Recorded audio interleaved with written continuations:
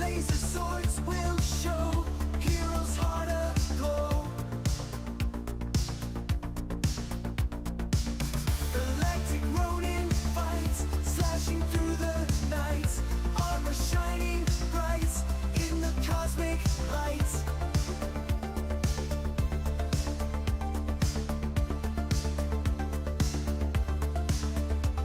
All right. Legends long retold. Battles fierce and bold. Destiny unfolds. Welcome back, everybody. Sidewalk steel collide through the stars they bide. It's been a while since I've been able to stream. I've had some With his honor, pride, warriors will ride. had some challenges going on lately. Starlit skies, All self-inflicted, like nothing serious or bad, just reasons I haven't been able to stream. Last time I did stream, it was not a very good stream.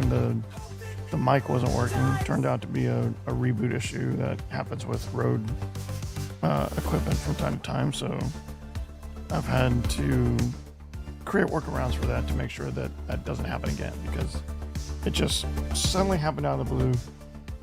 My system and my setup had been so consistent and stable and reliable up until then that I didn't even think to check my mic levels or anything like that. Usually I could just start the stream and everything would work. So I went an entire stream without any microphone audio. It was just me. And yeah, that's not good. But we're back. We're growing. Got a new layout for the studio. We've got some new equipment, and that's making its debut on the other channel, the family vlog channel, where we've got like a talking head space for unboxings and projects and games and various other things. But I've been wanting to get back to this channel for a while. I've just been wanting to get back to gaming for a while, and this looks like a great opportunity. So today we're going to be looking at this game. This is Railroad. Let's show you the whole screen. So again, I play 32 by 9, 32 by 10, I think is the actual aspect ratio. But I stream 16 by 9 so that it's the most consumable. And usually, depending on the game, it's most games these days will tailor themselves to fitting on 32 by 9 screens or ultra wide screens, but still fitting the UI or fitting the core of the gameplay in a 16 by 9 so that they're able to suit both audiences with the same output. So we're going to test that today. We're going to see what Rotor looks like for me versus what you see in the 16 by 9 view. So I'm not going to show this 32 by 9 view the whole time. It'll block me. It'll block the. Well, I mean, it's just not ideal. I think if I show it now, it'll cover my face. Yeah, I'm fine with that. But yeah, we'll show it for now so you can see the UI that I'm dealing with as I get the game started. And then we'll go to the normal view once we're into the core game.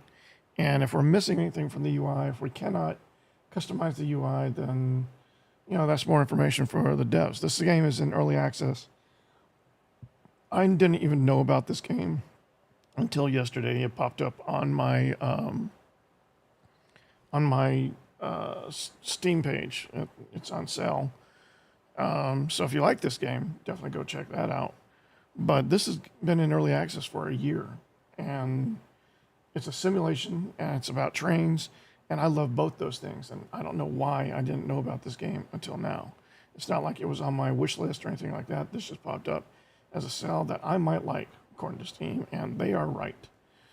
So, haven't looked at it yet, haven't played any of it, but based on what I've seen, it looks a lot like Derail Valley, which is another great game. If you've never seen that before and you like simulations, or you like trains, or if you like both, you definitely should check it out. It's one of my favorite simulations. I love spending time in that game. And I'm really hoping this is like that game or enough of its own simulation to compare with that game, because I'm probably going to be making a lot of comparisons. That being said, let's go ahead and get started. Let's check out Railroader in early access from Giraffe Labs.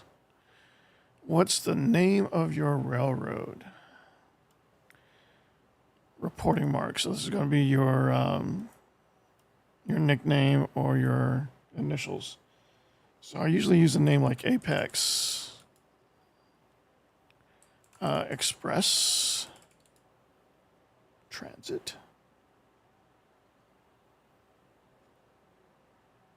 We want something railroad. So if we go Apex Express Railroad, we would be AXR.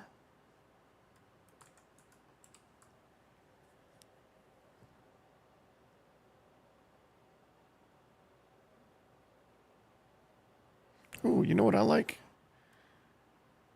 Apex Express Logistics.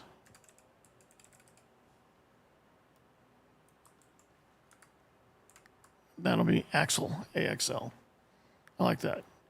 All right, our start is East Whittier.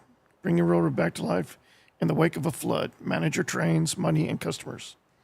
I like the sound of that already. So it sounds like there's actual story play elements in this game, whereas in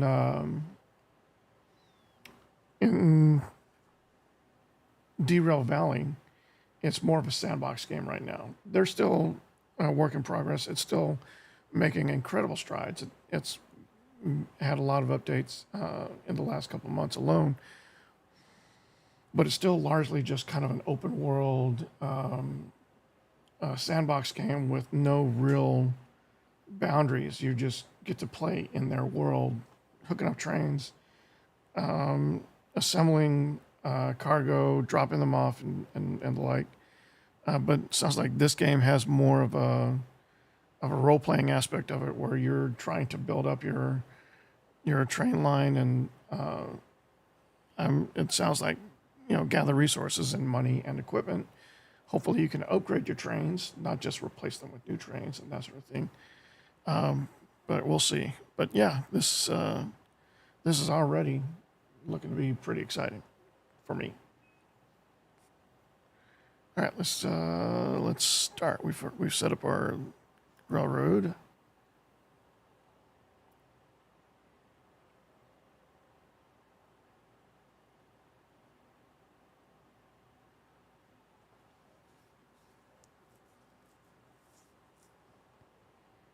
Okay, so we've got a tutorial window. It's movable, so that's already good. We've got a nice display. I see. It's popping in by distance. So at first, just the stuff right immediately in front of you popped in, and then the distant terrain popped in later. That's fine, especially if that's more of a streaming thing than it is a live play thing, meaning it's still loading a bunch of stuff. I do play from a NAS, so I'm still using SSDs, like SSD hard drives, for my content, for my live data. But I've been testing out the ASUS Store Flash Store, their SSD NAS, and I've been using that as my game drive for most games by default. Now, not everything works with a NAS. It's not that they perform poorly. Any game that I've tested so far that have allowed you to use the NAS as the storage drive have worked fine, and that includes games like Diablo, Cyberpunk, and those things. But not every game allows you to play from a NAS. It wants you to play on a dedicated locally connected hard drive, and they check for that before they tell you, oh, this game may not perform well since you're not using an SSD. And often those games will close or crash. Those games are like Monster Hunter World, Harry Potter, what was it? The Portkey game. I can't remember the name. It was the big PC Harry Potter game from last year. Can't believe I forgot the name of that. Yeah, it's not even a Harry Potter game. It's set in Hogwarts Legacy, I think. I don't remember. But yeah, that game won't even allow you to play on an SSD, otherwise, or a NAS. Otherwise, I'm sure it would be fine. So this is performing well. Like I said, the LOD for the distant terrain popped in a little slowly, but I think that's more of an initial run state and not going to be like persistent throughout the gameplay. It's a very smooth game, very smooth turn. I stream at 60 frames per second, but on my screen, I don't know how smooth this looks for you, but on my screen at 240 frames, this is looking very smooth. And I am, in fact, 144 frames, so it's performing very well. Okay, so far so good. I don't hear any audio from the game, though.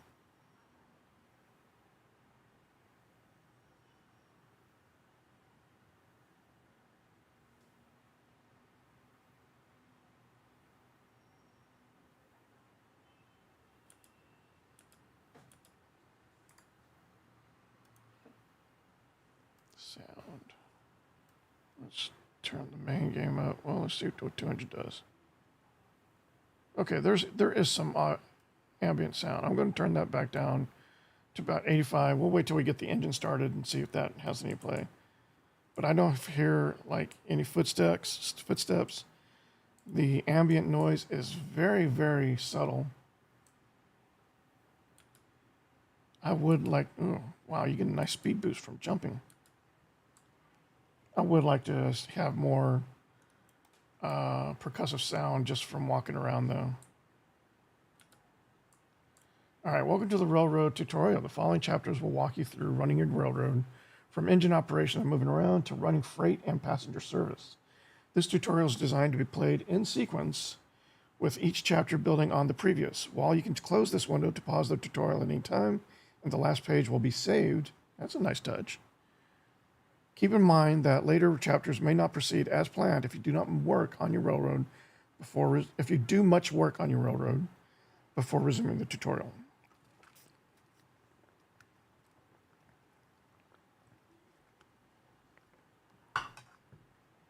Let's get started. Engine operations. Start. Is that a button? Coal and water, equipment repairs and derailments, passenger service. Oh, okay, so we're on engine operation. Once I click this button, we're going to begin the engine operation step. There we go. All right, East Whittier after the flood. So we've just experienced a flood.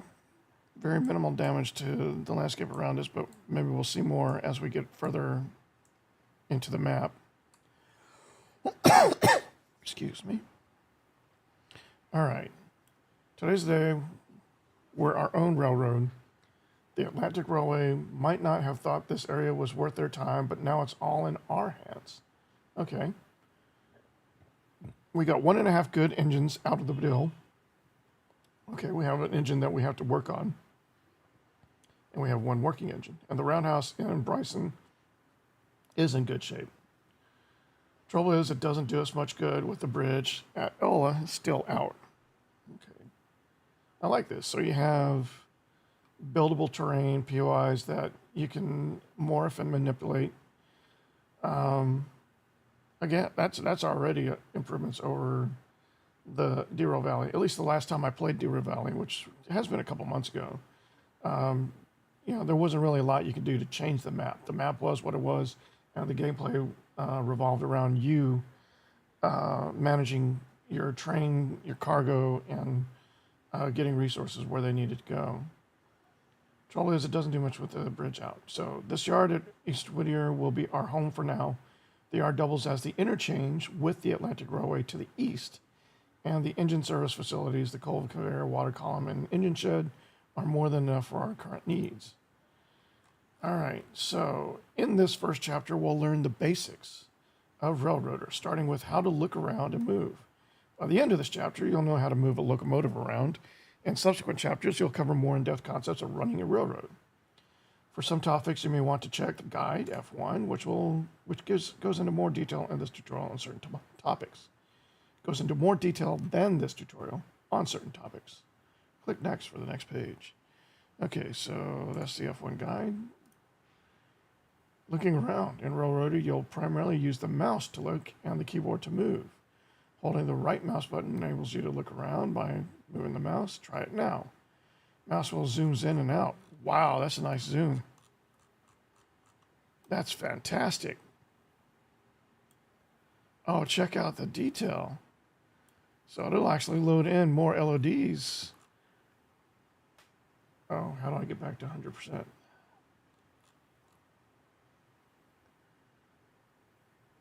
You can customize mouse look and preferences using the button in the upper right corner or Control I.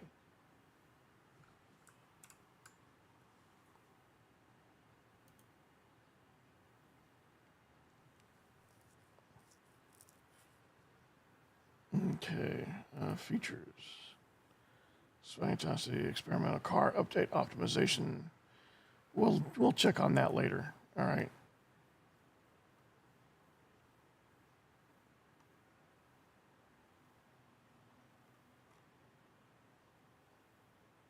It's one thing to something normal without feeling stretched. That looks good. All right. Oh, you can. Wow, if you can see it, you can click it. So I can throw a switch from here. That's very interesting. Wait, are those? Oh, yeah, this is an interchange. So there's several lines. Okay. Moving. Let's stretch our legs. Move forward. Back. Left. Right. Jump. If you're in a hurry, you can run by holding down Shift. Whee! And since this is a railroad game, I'm certain there's no fall damage. Hello, come here. Bring me that sky. There we go. No damage. Okay.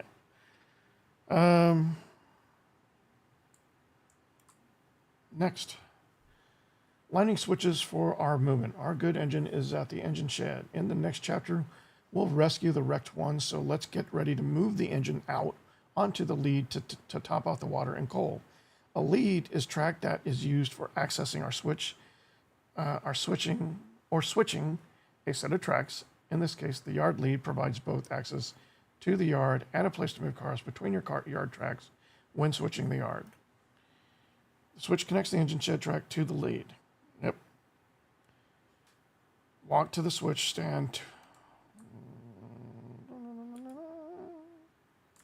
Here we go. The lead is accessed by this switch. All right, so they're talking about this lead. You're able to enter this track. Once you're in this track, you're able to switch this lead, and that will allow you to drop cargo here. Or actually, this is also a loader. No, it's an unloader. Okay.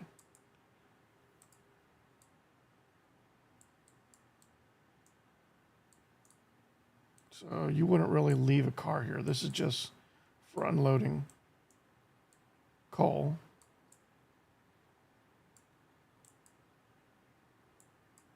I mean, that's what I would put here is coal. Okay. And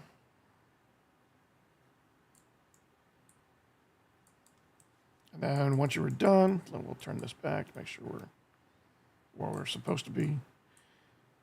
This will allow you to return to the track heading this direction, and there should be another one on the other side. There is not.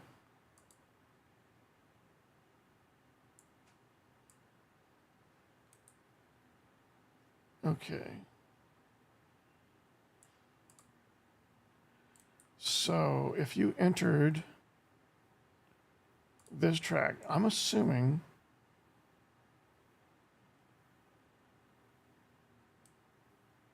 if this is European, this is going this direction, this line goes this direction, and this line goes this direction.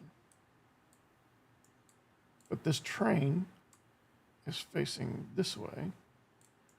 Okay, so this is more, North American, where this line goes this direction and this line goes this direction. Because there's no way to turn around this train once it's in this shed. Yeah. There's no way to change the facing of these trains from this location. Oh, it's got our initials. I like it. Did this one have our initials? Oh, it's just got our name. I like it. It looks perfect. Okay, so that's train 1. This is train 2. Okay, so because of the facing, I'm assuming our trains go this direction. So we are right side bound going forward. Good to know. So we wouldn't back our train in here.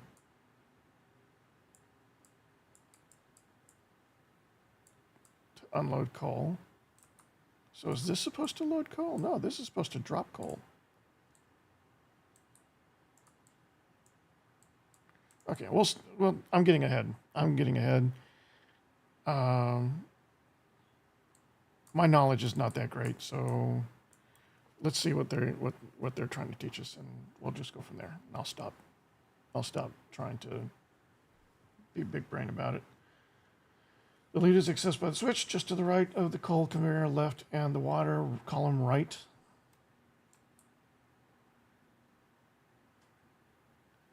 All right, so, yeah, coal conveyor, coal chute. If I lower that, it's going to dump a bunch of coal on the track. And this is the water column.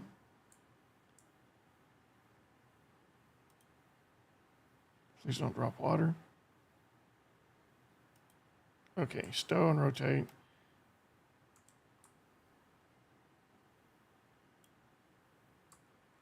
The lead is accessed by the switch just to the right. The switch is currently set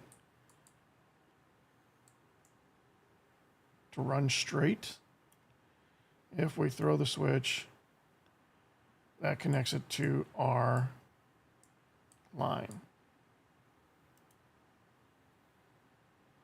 Oh yeah. So if we were to try and exit right now with the engine, it could derail. Honestly, it would probably be fine if it's just the cab like we have now, the engine. But this is not ideal. Obviously, you want it to have a nice solid connection like this without that barrier to risk damaging or derailing the train. And like I said, it'd probably be fine. It probably wouldn't derail if it's just the engine and you're going at a moderate speed, on optimal speed, but it would still do damage. All right, so far we've been using the first-person view, but it's also possible to view the world from above. Select the overhead view with 2. Interesting. Where's me? Where's my guy? Oh, that's my guy. I'm token white guy. Okay. It's fine. It's fine. The overhead view moves you very similar to first-person WADs.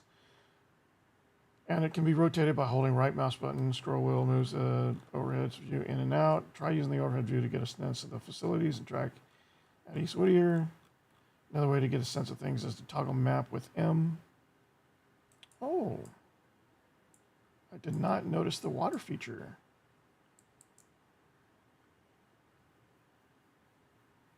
So this is a sawmill. We're chopping and debarking logs here. Nope, not debarking. Just chopping.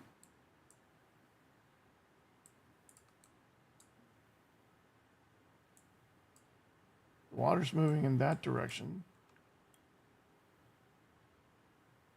But this water's moving in a different direction. And these logs aren't moving at all.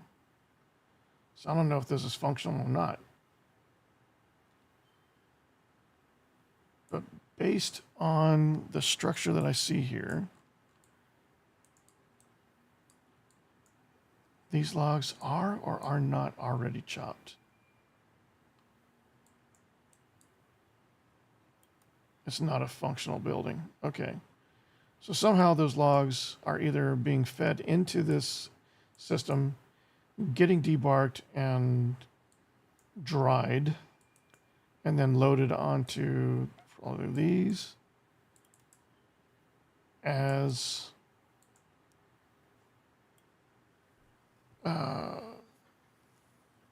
debarked logs, or they're getting sawed down into planks and loaded onto this as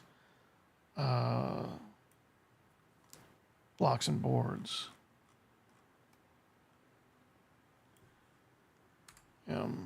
Map shows up over here. Ugh. It's already 2 o'clock. Okay. When you're ready, switch back to first-person view with 1. Or teleport to the position your mouse is over with Control-T. So it's a campaign game, but it has a lot of sandbox elements. So the emphasis is still on train logistics and macro play, and the micro stuff is just kind of there out of necessity or to make the game accessible to more players, but you can teleport and do other things to focus on the train and the macro play. The first person and overhead views are completely independent. You can use this to your advantage. Let's board the engine, and what that means is you can use the overhead view without moving your character or without affecting what your character is doing. You don't have to lose track of your character while you're moving around in one or the other. Let's board the engine, the good one, which is just outside the engine shed. Walk to the engine. I'm assuming that means this one. Yeah. And we don't need the map for now. Oh, it is a good size map.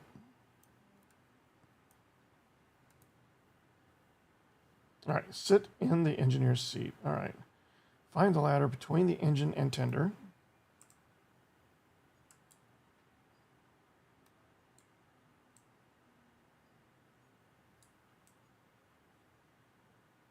Yep. Okay. There's one on both sides. So this is the tender.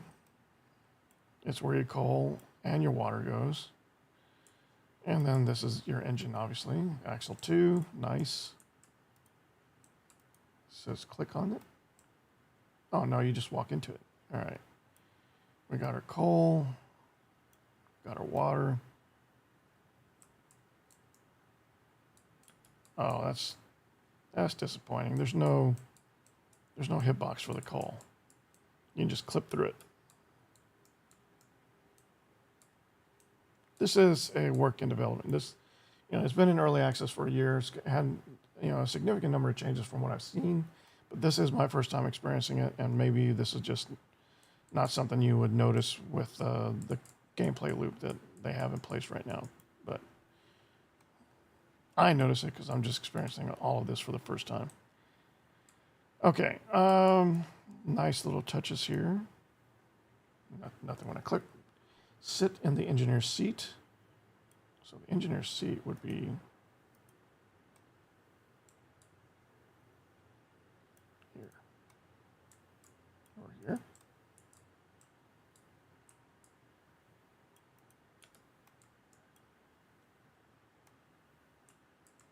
Oh, it's giving me a check mark, but I didn't really see anything. All right, so oiling points. Wow, it's got oiling points. That's already more than what we have in Derail Valley last time I played.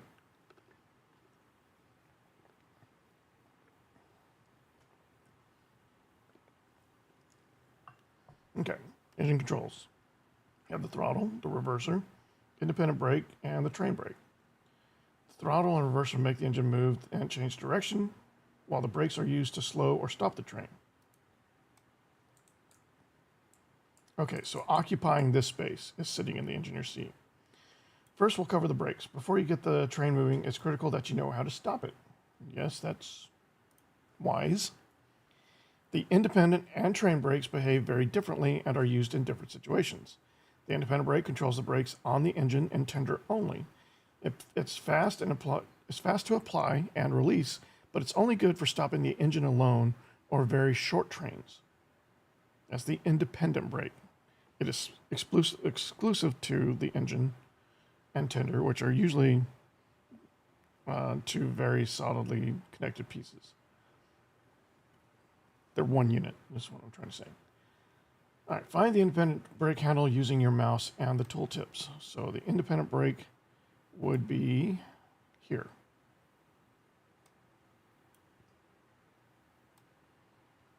So the independent brake has its own dedicated power line and pressure, which just runs on its own internal system, independent system that controls these. Do we see them?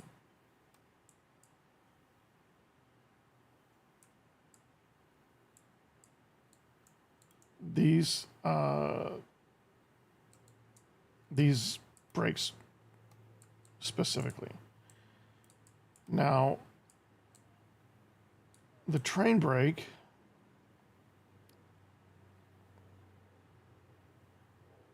connects with the rest of the train through,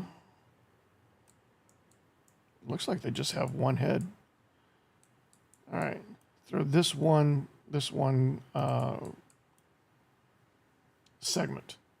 So this segment, this glad hand, along with this coupler, is what you use to connect additional train cars and additional train segments.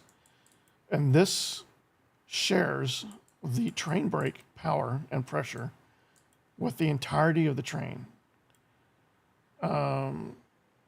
This is also a point of failure. If this line breaks for any reason, if it wears down, then you lose pressure in your brake system, and it becomes harder, if not impossible, to brake your train to bring it to a stop once that damage is severe enough. So, two very separate systems. You can use them independently, but you would only use the independent brake for when you're operating just the train alone or very short trains and you want to save stress on the train itself. Otherwise, you would favor the train brake and then use the independent brake for additional stopping power for the more severe terrains like uphill, well, more like downhill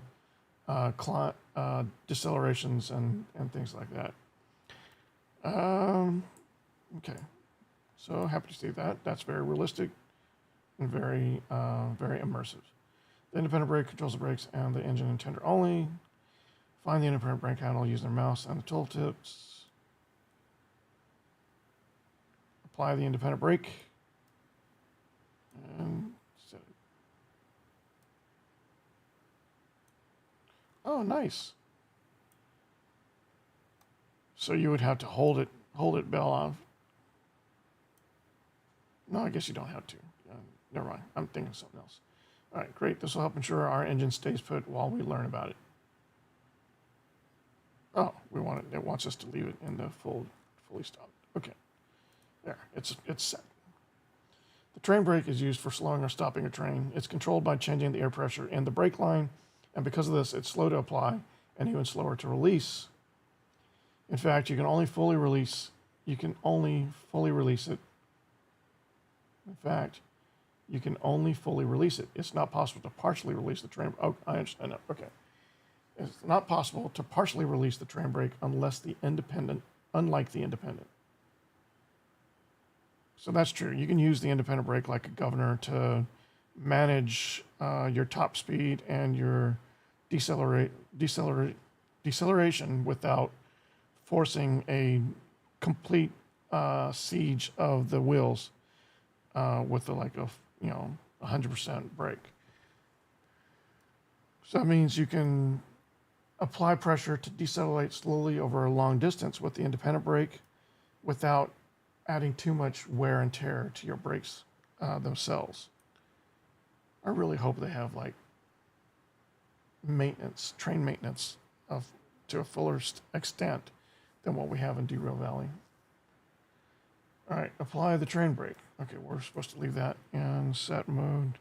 Now we're going to apply the train brake. Now that being said, you can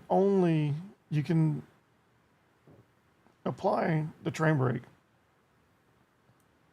as a governor, but only going forward. You can only add pressure to the line. If you start to remove pressure through the line, you have to release it. You have to go all the way down to zero. You can't release it anywhere else. And in fact, it won't let me take it wasn't letting me take the pressure up. I don't know if that was a UI glitch or if I actually had built some pressure on the line and I needed to wait for all of that pressure to release, which like right now, looks like it's set. So if I bring this down, nope, everything is zero. So I should be able to move it again. Yeah. Nope.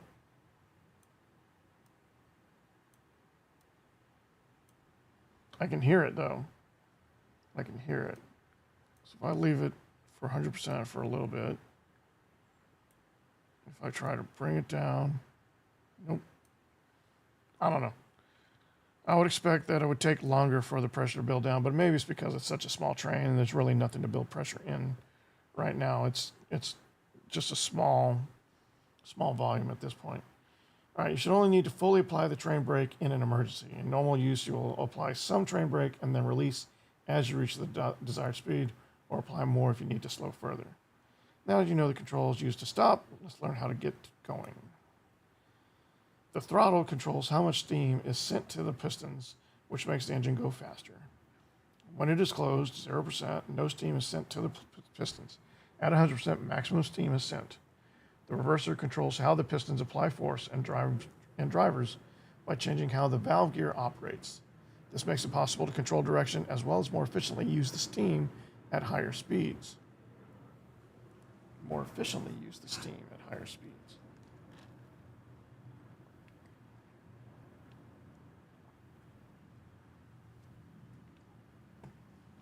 I'm not sure what they mean by that. I mean, I have it in my head what they want to say by that, but I would word it differently. You have a top speed, depending on the engine that you have and the boiler. I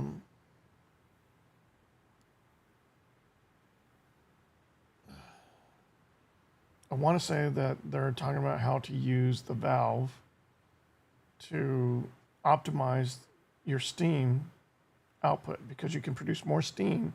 On most engines, you can produce more steam than you can use in most situations. The only time that you might need more steam or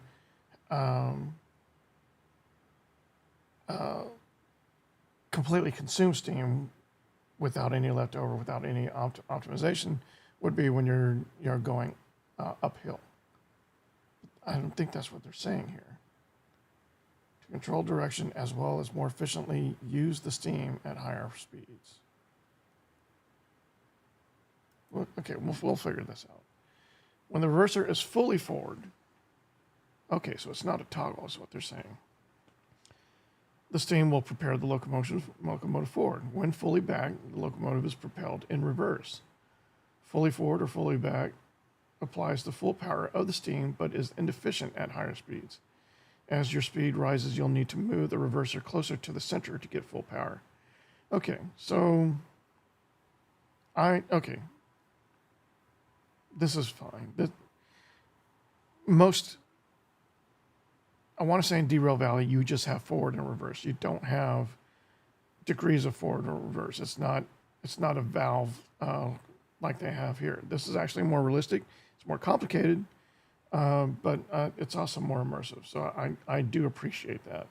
But it is a bit complicated in how it functions. And it's not okay based on how they may have coded it this way. This is not entirely accurate to like real world functionality of a reverser, but I'm not going to overcomplicate this. I'm not going to spend a long time talking about it. We'll just keep playing to see how they've implemented this. Yes, you would have the reverser in a lower setting to get full power at most higher speeds, but you wouldn't just as a blatant fact always use that setting every time you reached a certain threshold. It would really depend on the terrain, what type of track you're on. There's a lot of factors that tell you what that optimal setting would be for the reverser for each engine. And maybe that's the case in this game, but the way they're describing it now doesn't. It makes me think that it's a little bit simpler. With the independent brake applied, we can try out the reverser and the throttle. First, we'll set the reverser, then the throttle. Set the reverser to forward. Okay, so the reverser.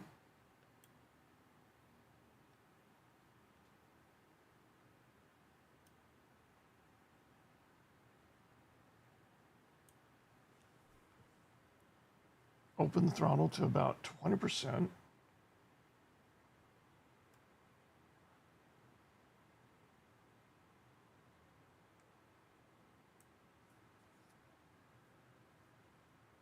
With the throttle open and the reverser set, steam pressure is building directed to the pistons. The independent brake prevents us from moving, however.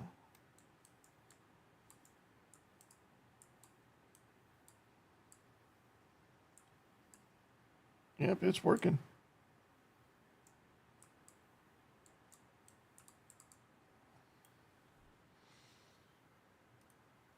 Let's move the engine out onto the lead toward the switch you set. The bell and whistle are used to alert others of the train's movement. When starting a train, it's common to sound the bell and the whistle. Headlight control.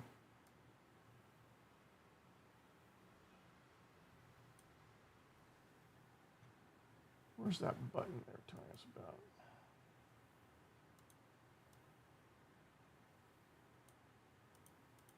See how loud that is. It's not very loud.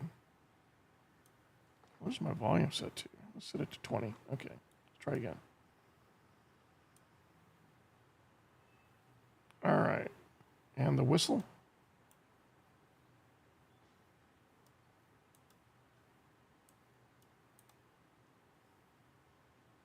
Where's the whistle?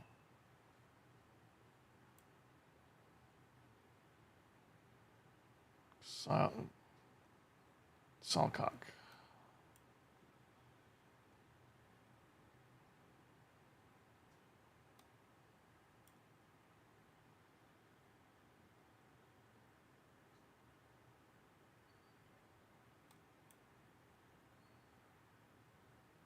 Now, where's the bell? I meant to say.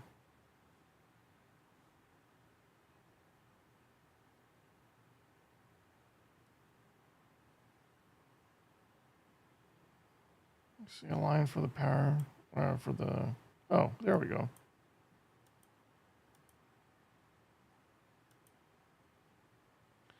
Okay. Release the independent brake.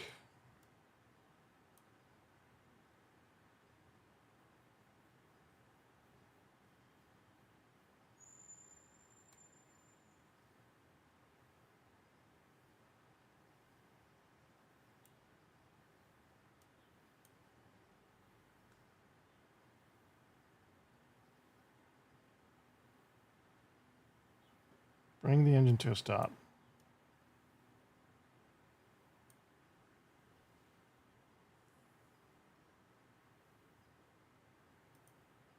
Until this point, we've used the first-person view and engine controls, but Railroady also has on-screen controls called the HUD and supports keyboard bindings for many controls.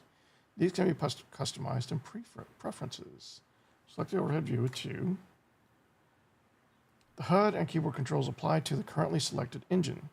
To select an engine, right-click on it. Oh! So I can right-click on axle 1.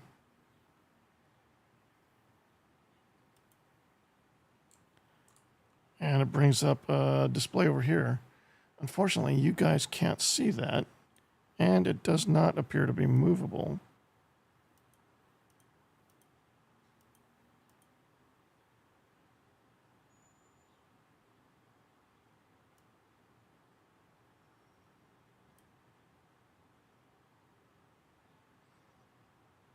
Yeah, I can't see a way to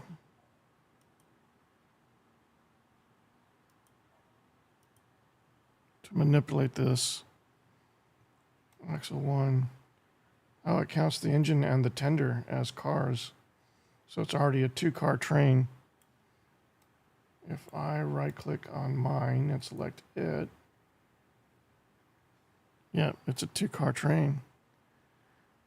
Hey, Spinner Tornado 94, welcome to the stream. Thank you for the follow.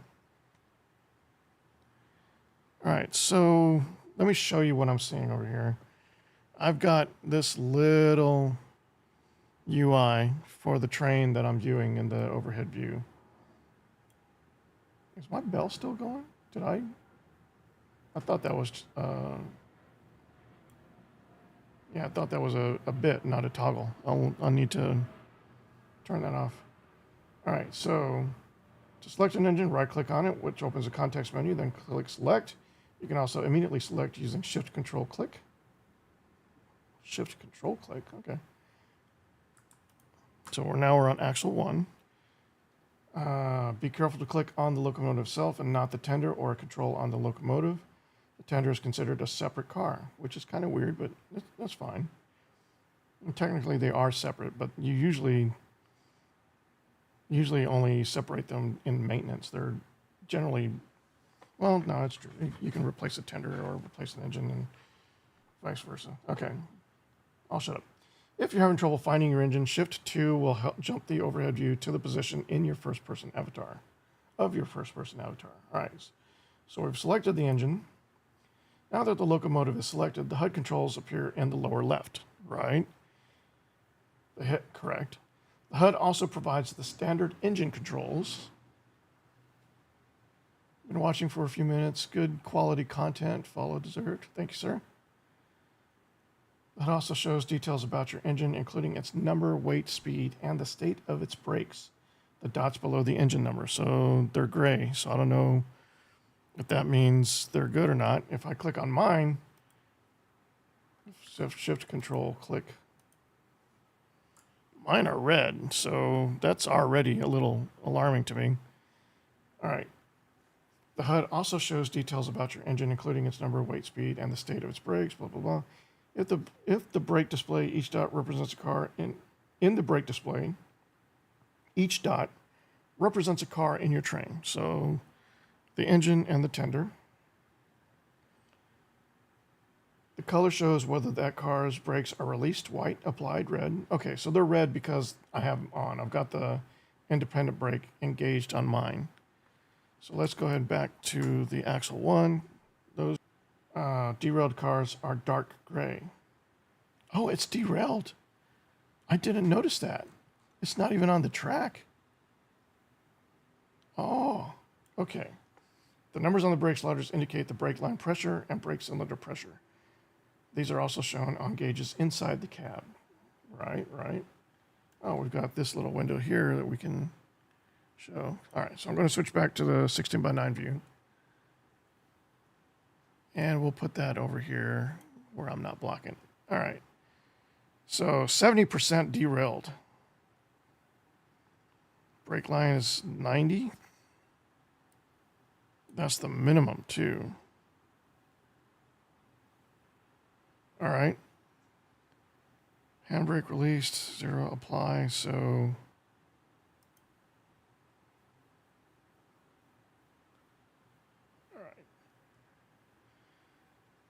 okay, the numbers on the brake sliders indicate the brake line pressure and brake cylinder pressure. These are also shown on gauges out the cab. We already saw that. So we're at 90 for the train brake, 0 for the independent brake, which can go into the bell off, but it's still 0. And the throttle is currently closed. All right. You now know everything you need to move your engines around East Whittier until you run out of coal and water, that is. In the next chapter, we'll cover loading coal and water. Finish. All right. So all of that was step 1. All of that was part 1 of the tutorial. We now know engine operation. It had us move around and select this engine, but there's really not a lot we can do with it while it's currently derailed. And I'm really curious what we will need to do to restore it, to restore its condition and get it back on the rail. I really hope it's not just like a click and then cutscene or something. I want it to be a functional thing, but I don't know if that's going to be the case or not. All right. That being said, what did they say? Shift 2? Yeah. So we're back on our train. There's our token white guy. Let's turn off our bell. Okay, so it's a toggle. That's good to know. So you can set it, navigate past whatever the caution is you're trying to manage, and then set it again. Okay. Let's learn coal and water. In this chapter, we'll cover coaling and watering the engines. Diesel engines are fueled using the same principles.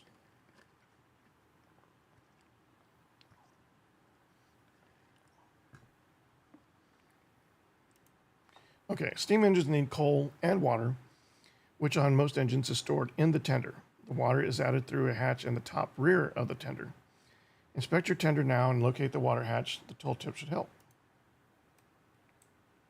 So they're talking about, well, I didn't mean to do that. I'm zoomed out a bit. Okay. There we go. So this is the hatch. And we are full. That's pretty cerulean water as well. Normally water's not that blue, especially when it's inside a dark container like this. It should be basically black, but we're not going to complain too much. I actually don't mind immersion brake and stuff like that because contextually it just tells you, okay, this is clean water, you know.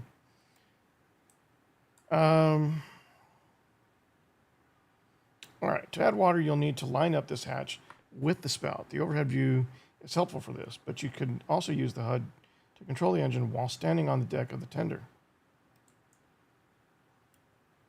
So if I do overhead and I shift control, click our engine. All right, the independent brake is set, so I'm going to set that back down to 0. Throttle is open. The reverser is forward. Line up the tender water hatch with the water. So I can right-click on this and... Can't I follow? Yeah. Oh, nope. Wrong one.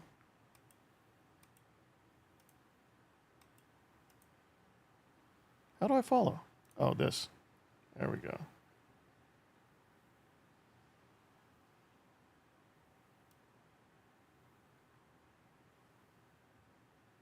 Okay. We're pretty well en route, so I'm going to go ahead and throttle down and coast.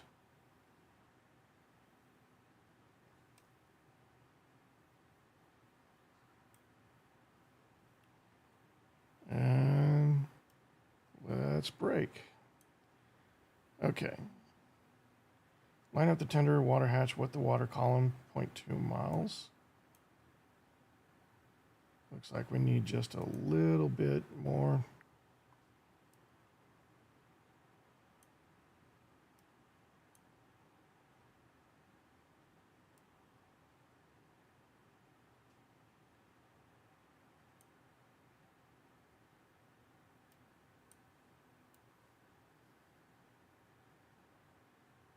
And it's automatic. Line up the tender water hatch with the water column. Use the throttle reverser independent brake to move the tender into position. Looks like it still wants me to go forward a bit.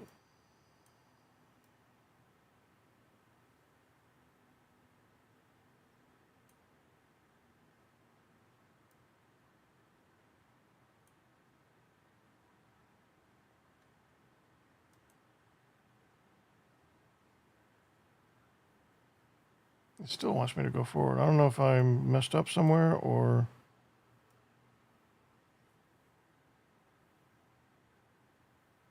it was just not lined up correctly.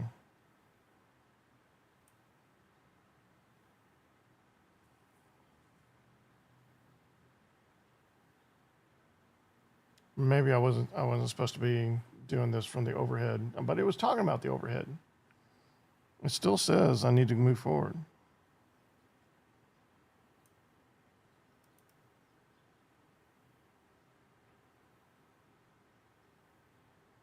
Is it my guy? Is it where my guy's positioned?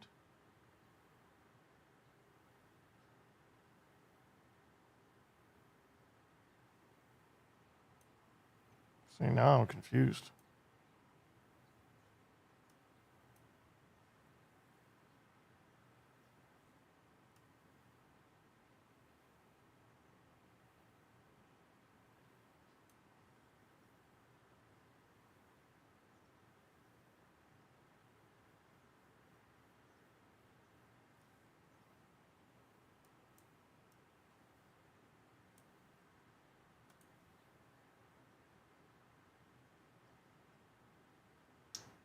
To add water, you'll need to line up this hatch with the spout. The overhead view is helpful for this, but you can use the HUD to control the engine while standing on the deck of the tender.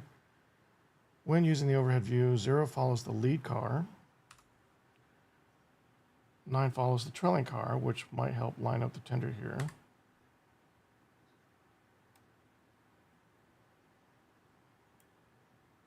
But I'm already, it looks full, but it's not. So we can put some more in there. Let's just keep going until it either stops filling or... Okay, it should start going here in a second. There we go.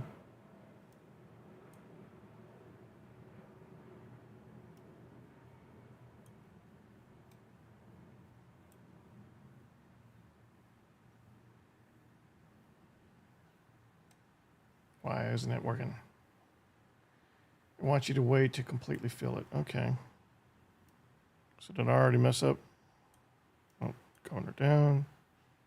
Independent down. Governor up.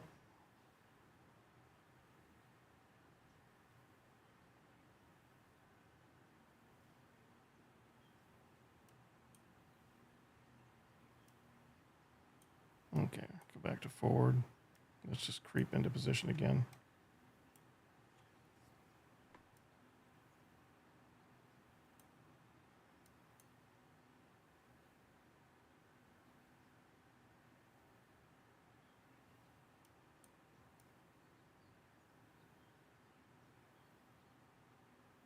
Oh, I accidentally raised the independent too soon.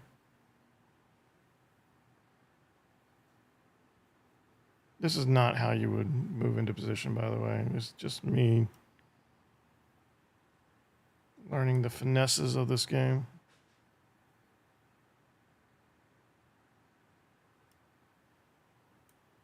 All right. So I'm assuming we're full.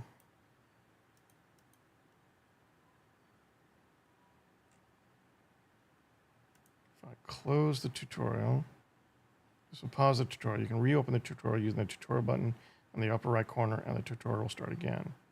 All right, close.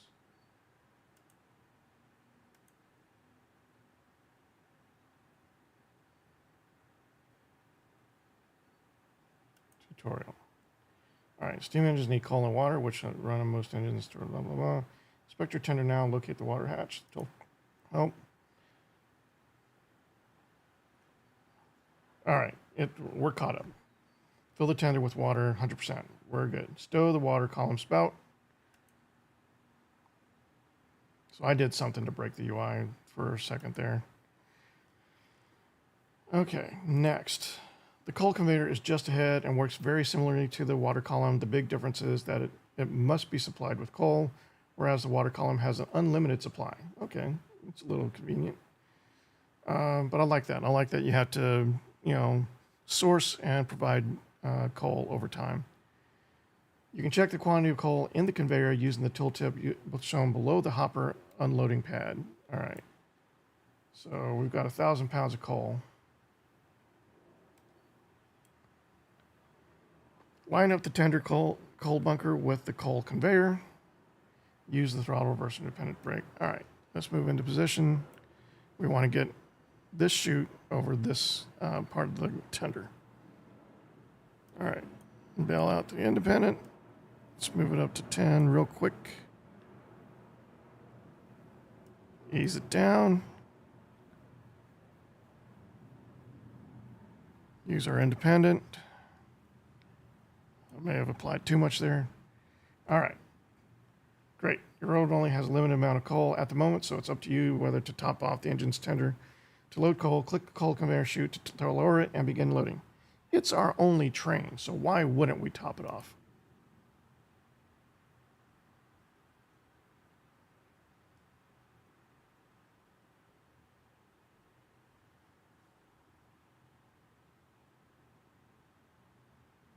Tons, that's topped off. All right.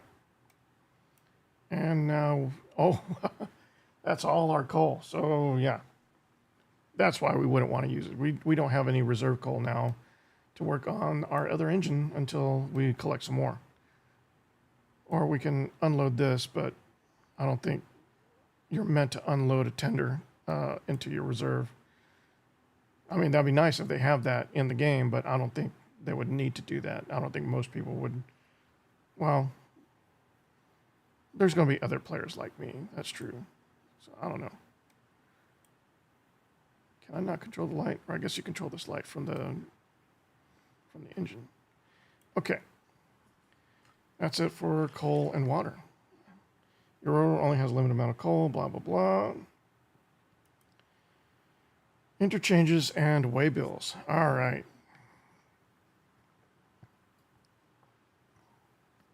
So now we're getting into the more logistic-y stuff of the game. Colin can be a bit picky sometimes. Try stowing the pipe and bringing it back. Never mind, stop being picky. Yeah, I did try stowing it and restoring it. The first time I aligned with it, it just kind of automatically detected the hatch and lowered it down. I think I filled it up then, but for some reason, the tutorial window wasn't updating. So I just needed to figure out how to get the tutorial window to register everything I'd done. Last thing I wanted was to have to, restart and repeat everything we've done up to this point. At this point, I've been recording over an hour already, and I could repeat all that stuff rather quickly, but I don't want to have to do that, Okay, but we're back on track. An interchange is one or more tracks that are designated as a place to exchange cars with another railroad. On your railroad, the yard behind your engine shed doubles as your interchange. The interchange is served daily at 6 a.m. by default. The neighboring railroad takes the outgoing cars away and delivers any incoming cars in their place. How does it do that? Usually you have an outgoing line and a separate incoming line, right? So, okay, a little convenient, but I'm not going to knock it. It makes the map simpler on what should be a map that you don't spend a part of the map that you spend a lot of time on. So I'm fine with it. Use the overhead view to look over the interchange tracks behind the engine shed.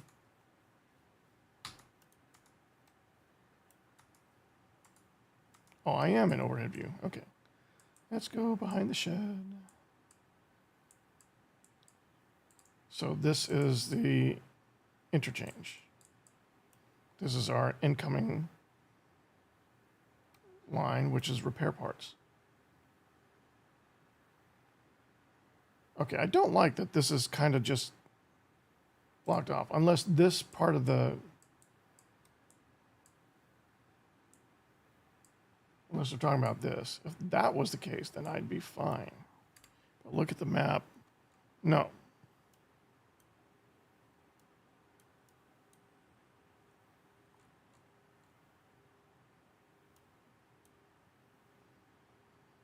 Yeah, so what I'm seeing here is that the interchange is this.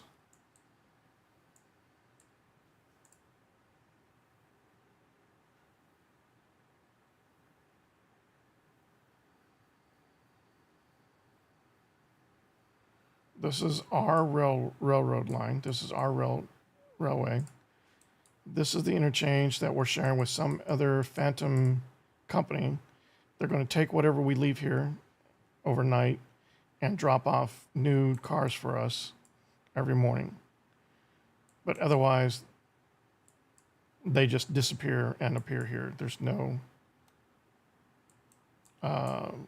physical connection. Whereas this would be a more complicated setup.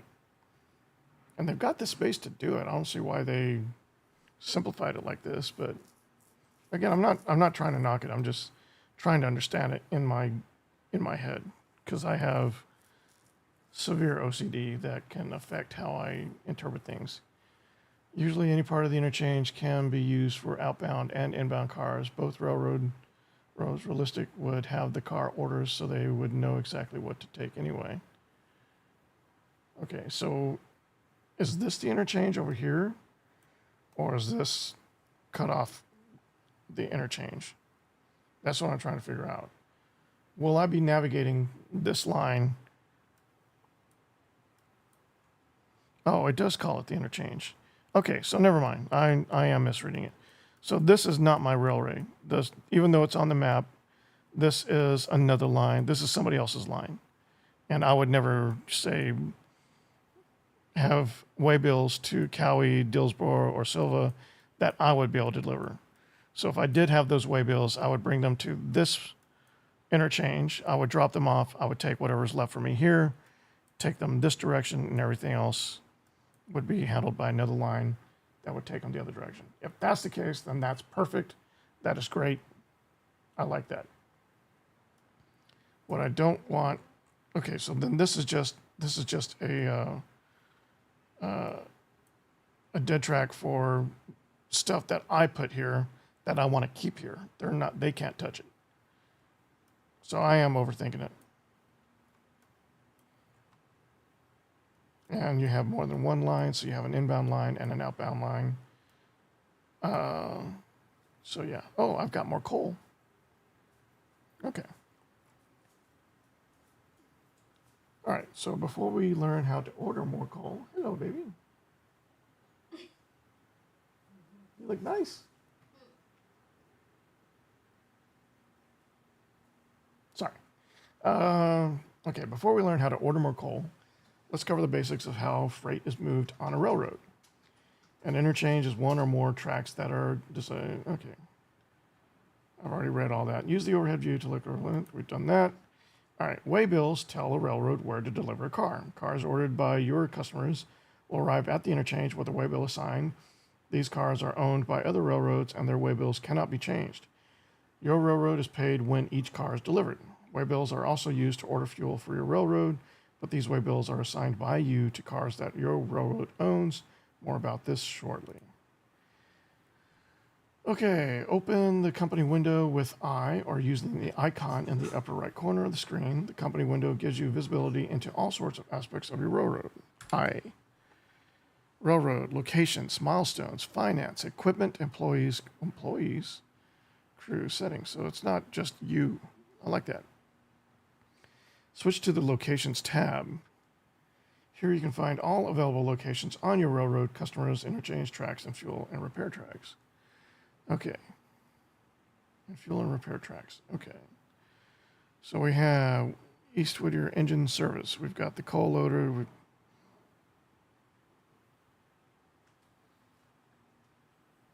Okay, it's a repair track. So is there damage to this car?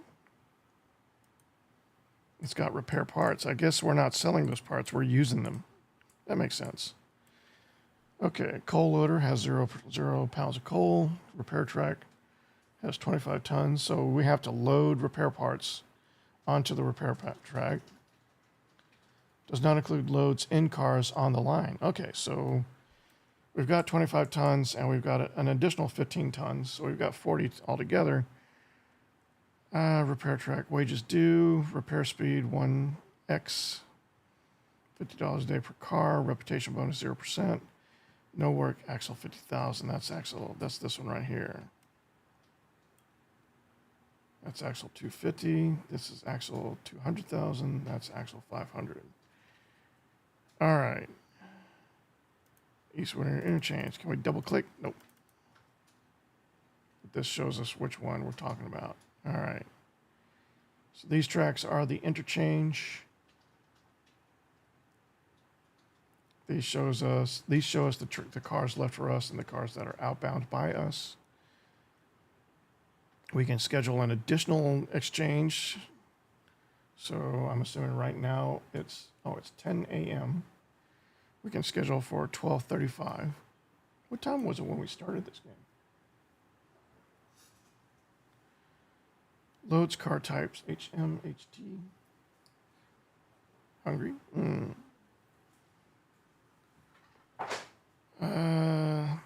Loads car types, TM. All right, so I need to learn all these types. I'm not exactly sure which these types are yet. Okay, cost $2,160 per 8,000 gallons of diesel fuel car. Okay, so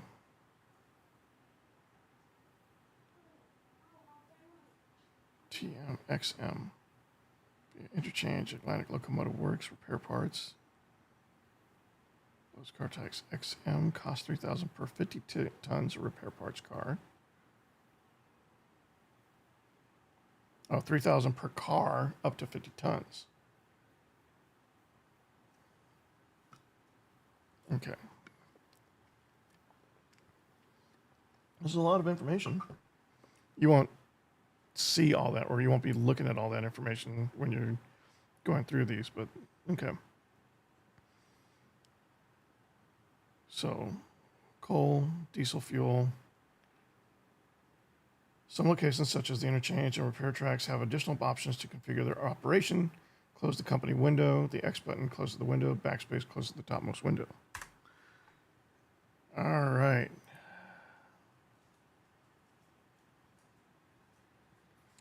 Railroad fuel service. Much of our freight work will be for our customers, but some of it will keep our railroad running. Fuel for engines, repair parts, and maintenance of way materials. To keep your engines fueled, you'll need to supply coal to your coal conveyors and coaling towers. This is called railroad fuel service freight and uses cars owned by your railroad. Your railroad owns one hopper. It's on the interchange tracks to the east, full of coal and ready to be spouted on the conveyor supply track. Find the hopper. The coal in this car has already been purchased. Next, we'll set it to unload and buy more in the future. Wait, find the hopper?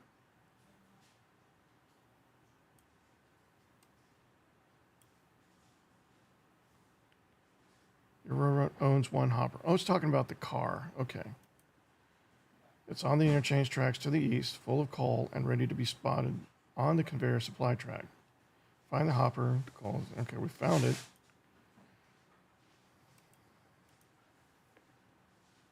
Selecting it doesn't do anything, I don't think. Bleed. We don't want to do that. Inspect. Here we go. Oh, that's what we were supposed to do. Okay, HM. Axle, 200,000. That's the ID number, so it's 20000. All right, so switch to the operation tab and find the unload and load drop downs. Make the following settings. Set the unload destination. Equipment, 100%. Overhaul doing 2,500 miles. Repair destination. Ah, I like this.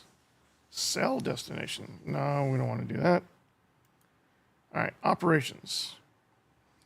We want the unload to occur at the unload call, at the call loader.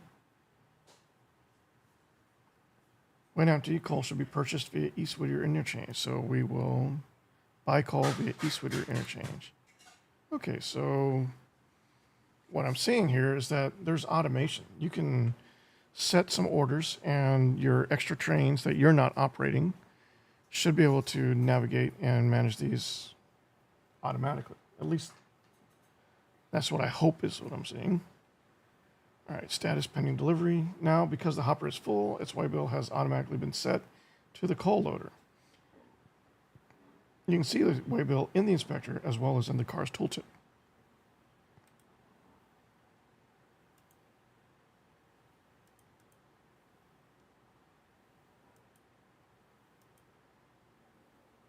Destination, East Whittier coal loader. East Whittier coal loader. Okay, so the destination, the waybill. Now because the hopper's full, blah, blah, blah. Another way to see waybill and car information is using the overlay view. Hit tab and toggle the overlay view on and off.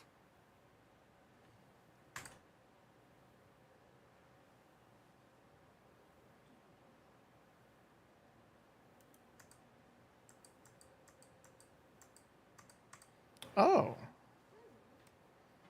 You have to be kind of zoomed in to see that. All right. Hit tab to toggle the overlay view on and off. With the overlay enabled, the tag above the car indicates its destination. The color corresponds to its east-west location on the railroad. Okay.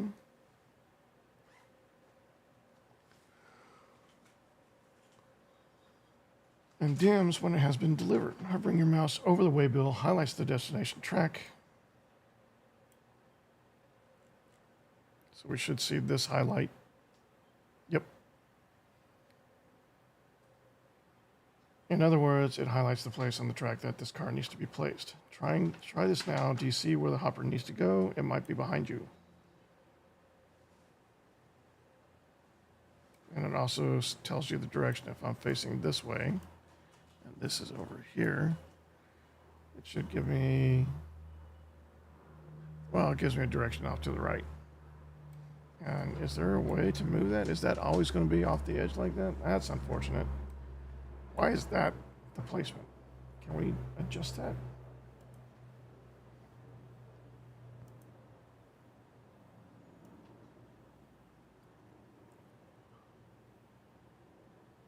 It's limited to 60 frames per second. Then why is it showing I'm hitting 144? It's weird. Okay, well, we're not worried about it. There don't appear to be any way to change the UI to move these features. Maybe if I changed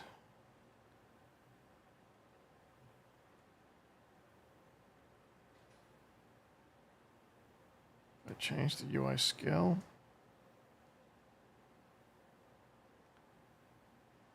%.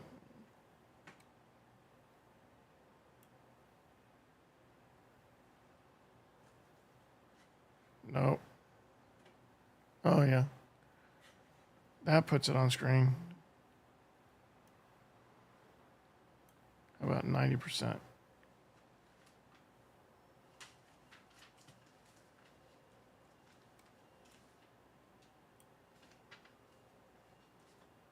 Okay, that's better. You can see the more of the destination waypoint in the upper right corner. It's not so cut off anymore. Okay, that's perfect. Move you here. And move, oh, don't want to move that. Moving something in OBS. Okay. There we go. Get the map back in view. All right.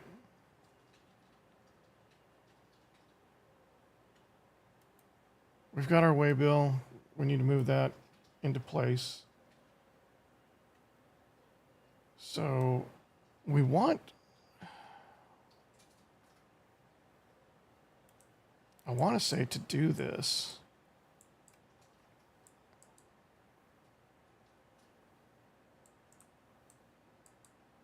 with the engine we have and without the ability to turn around,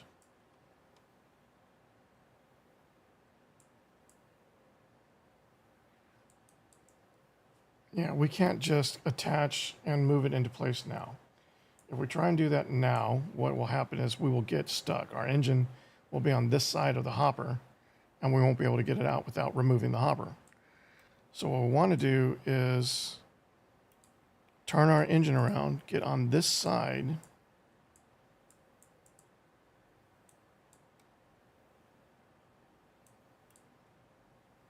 have to get all the way down there and then back it in here, get all the way down there again, then back it down here.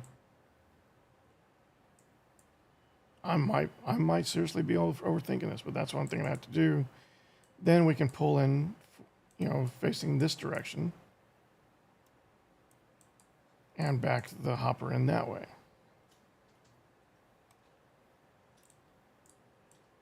Otherwise, where's the turnaround?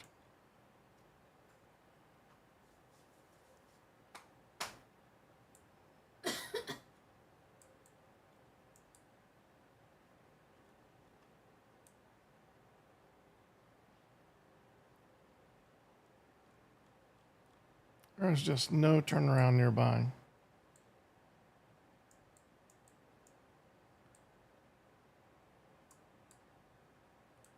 I've got to be overthinking this.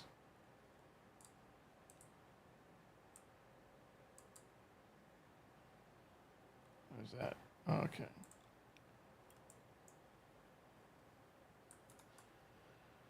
All right, so let's see what they say. Try thinking through the location of the hopper and the track we need to take it to. How can you move it there without trapping the engine? Oh, so I'm right. I have to get the engine turned around. This is a facing point move. If you back your engine up directly to the hopper, the engine would be between the hopper and the spot where you want to move it to.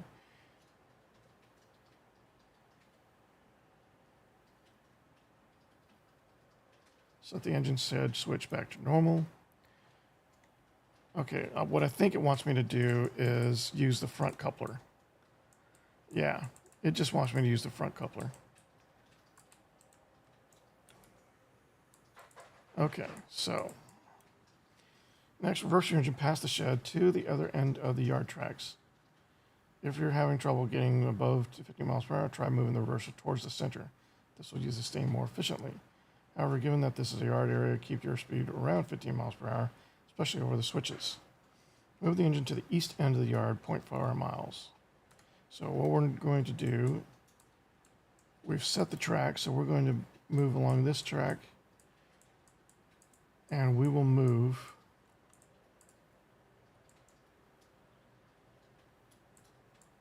okay, it's already set, so we're going to move.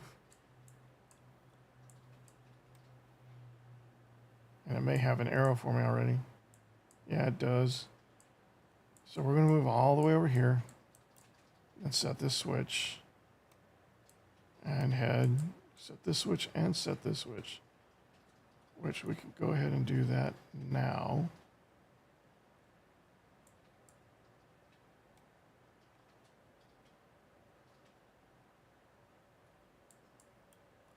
Was it already set? Oh, it was already set. Okay. So if we move down this line, no, we need to set this switch. Okay.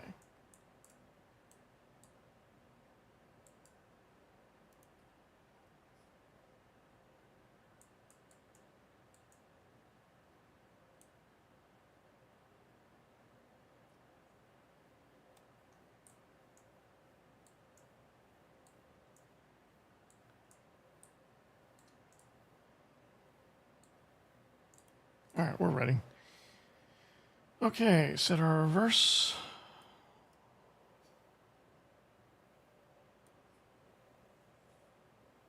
Independent 0, train 0, throttle. Let's go 20%.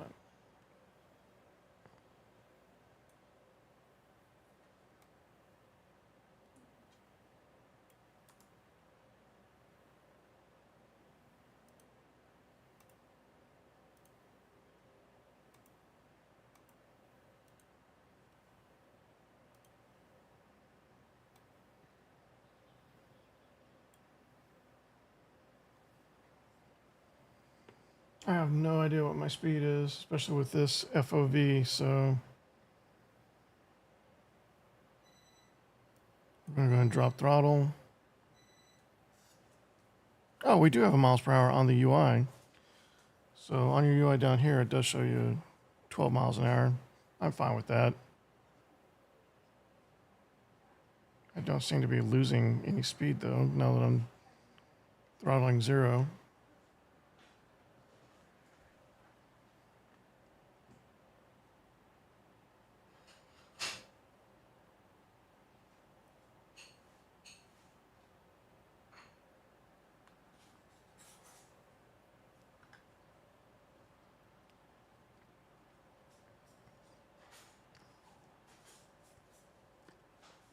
It is losing a little bit of speed.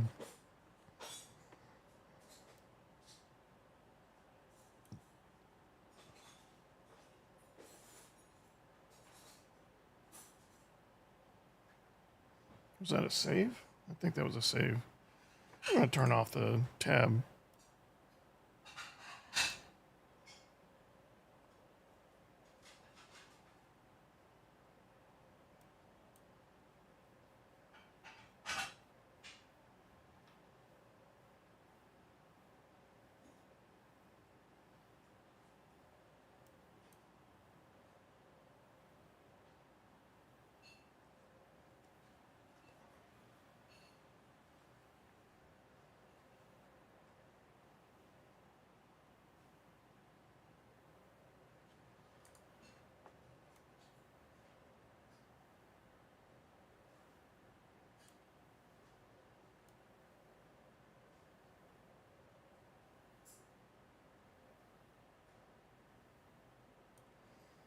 Okay.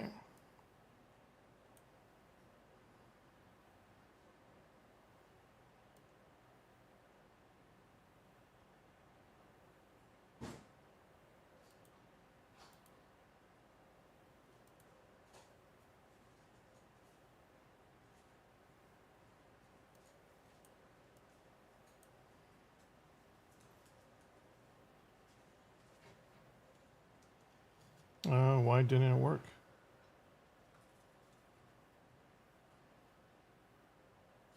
Oh, I don't think I needed to. I don't think I needed to hit that first switch.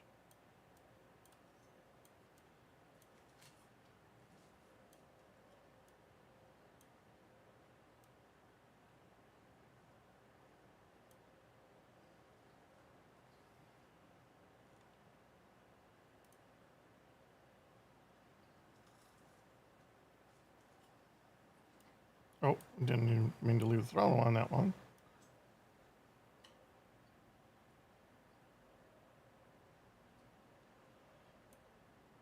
Okay. Let's take a look at these. All right, so this one we need to throw.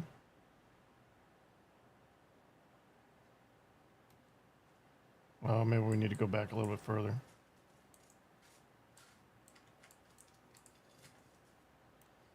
Okay.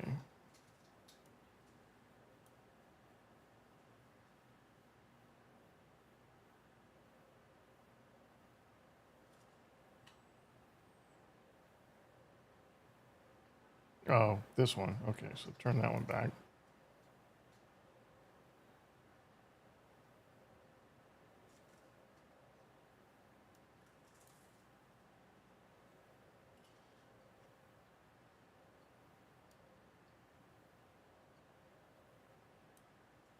Okay. Now we definitely need to throw this one. And that one is properly set. Yep. Okay, now we're good. If you did not know, this line is actually a to-scale recreation of the infamous Murphy branch located in western North Carolina. This part of the route has a good 50-60 mile chunk from Sylvia to Andrews, but the full route connected to Asheville, North Carolina with Atlanta, Georgia. Nice. Yeah, I don't know very much about this game at all. Like I said, I just discovered this on my Steam sale a few days ago, yesterday, and I purchased it with the intent of seeing it for the first time, in this stream. But yeah, so far I'm loving it, and the fact that this is an actual to-scale recreation of in a real-world location just makes it even better. All right, stop just short of the hopper, 0.2 miles. Let's get going.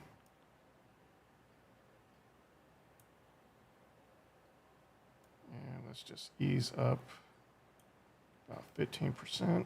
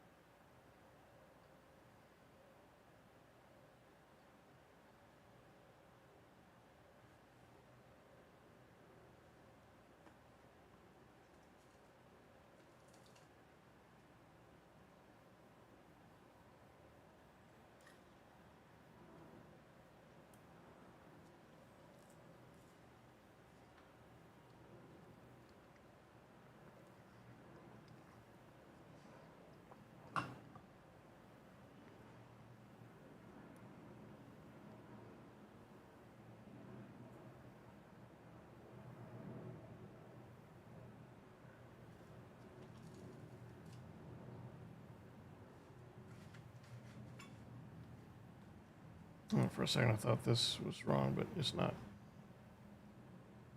Okay. I'm trying to gauge this from the first person view, but it's not easy.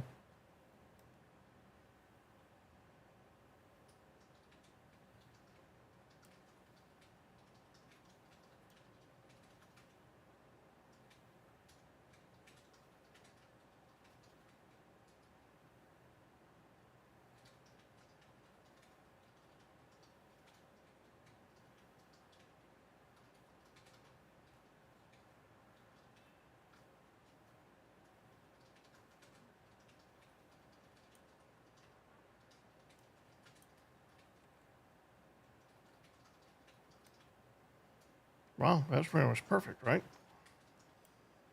But it says no.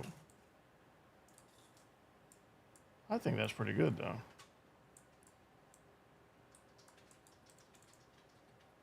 Okay, so we're going to close and restart this and see what it says.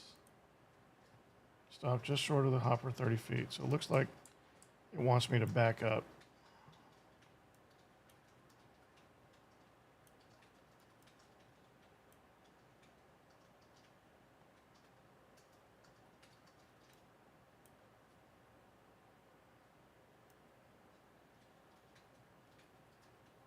That'll do. All right. Now couple to the hopper car with the front of your engine. I was in better position to do that. Whatever. When coupling to another cut of cars, 1 to 3 miles per hour is the ideal, but you can couple as fast as 5 miles without doing damage. If you couple too hard, you can cause the trains to derail. Couple the hopper. So it doesn't tell you that, well, I guess it sort of tells you this, but it wants you to move into position to couple.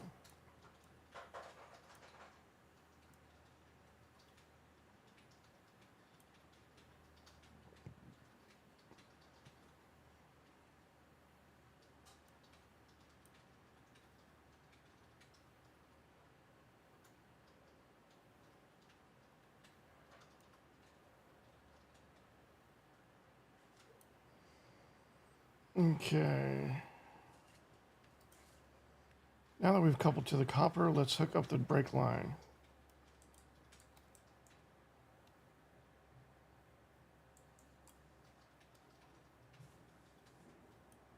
Oh, it's just a click. And there's no pin locks?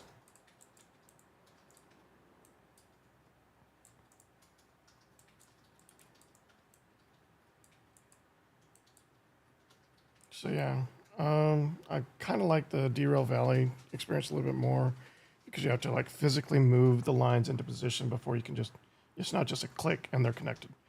And they also have pin locks, which is a physical safety feature that basically allows you to set a pin in place that locks these couplers into position so that they cannot automatically decouple.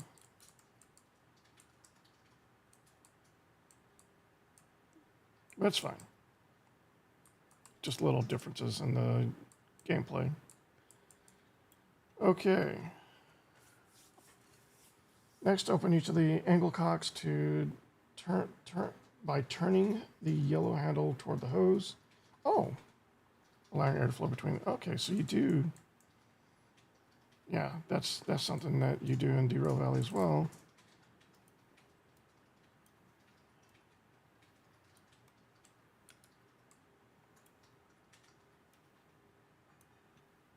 That's nice. So they have that, but they don't have the pin locks.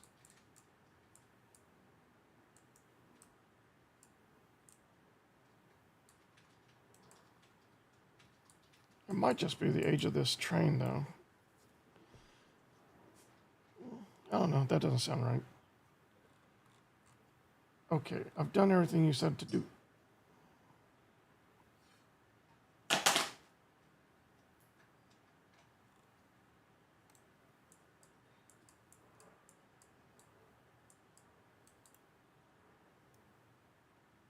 Okay. You can also shift click on a glad hand to connect the hoses and automatically open the ankle cocks. Yeah, okay. I'm fine with that. Remember that the ankle cocks are at the front and the back of the train. Remember that the ankle cocks at the front and the back of the train must be closed in order to build pressure and release the brakes. If you hear hissing, an ankle cock is open, letting air out of the line. Oh, what? Okay, no, what it's talking about is this one here. So this needs to be closed. Otherwise, the pressure that we're feeding into this car from the engine could escape out this side if this is not closed.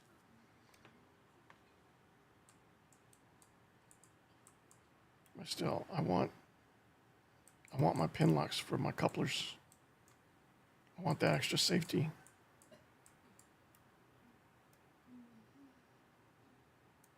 A little bit of chaos. It's not going to do anything. It's not going to have any effect, but I like the sound anyway.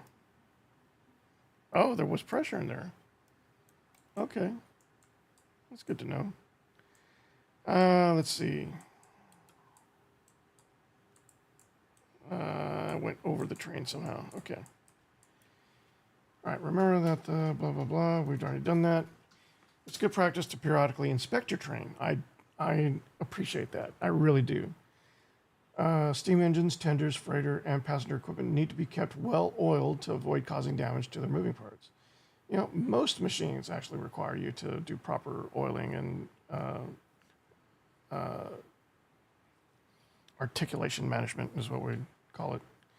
Hover your mouse over the truck's wheels of the hopper. A tooltip will appear showing you the oil level of the car. This level should be kept above 50% to avoid risking a hot box. Yes. Okay, oil the trucks.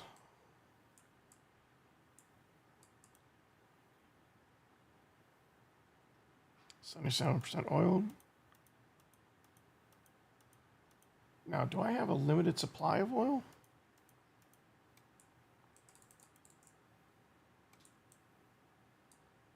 Wait, is it just one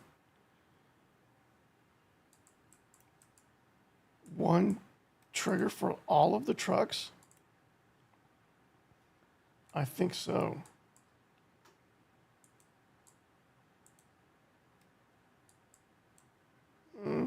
I don't know how I feel about that.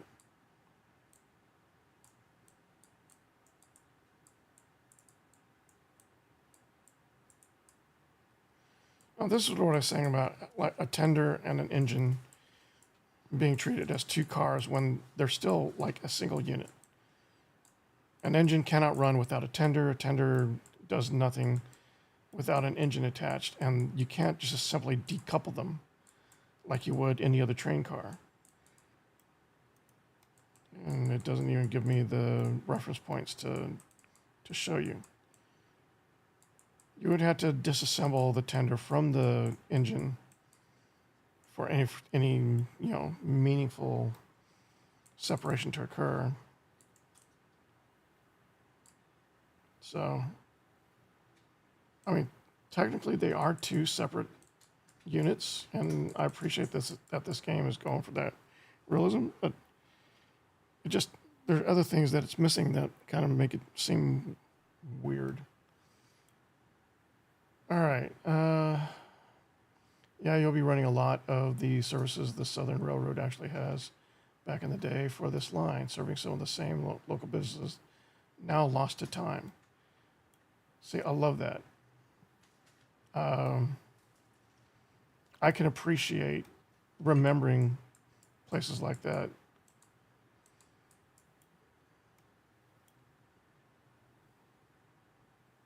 I find in my experience that places either grow with the times, meaning they become something entirely different, or they fade with time, remaining locked in that time frame that they were part of,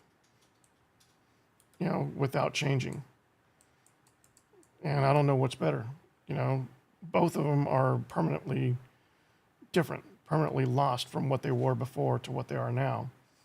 But I don't know if it's better to have something that is evolving when usually something newer and fresher is going to come along and take away from it anyway. But yeah, remembering things as they were, that's very important. And so I can appreciate that they've done that with this game.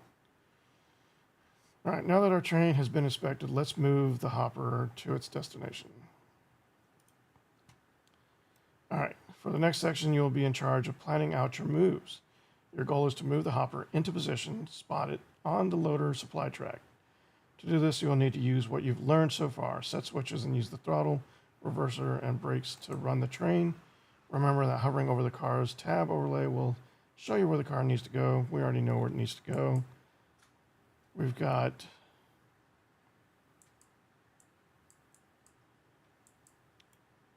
this switch, which just needs to go like that.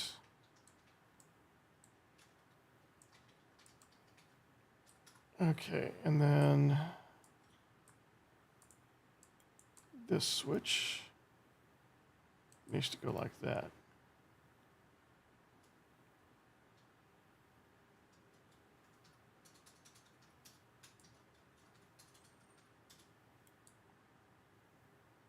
Okay, this switch needs to stay like this for now. Once we are positioned back here, we'll need to throw this switch back ourselves onto this line to here. Throw this switch, and that will allow us to spot the hopper. Okay. I'm not on my train.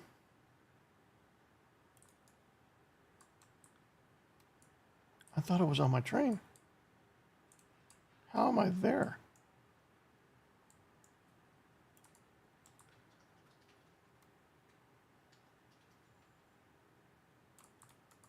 Oh, I was in first person view when I thought I was in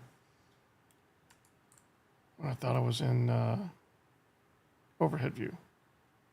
Okay. Am I really here? Yeah. I am fast.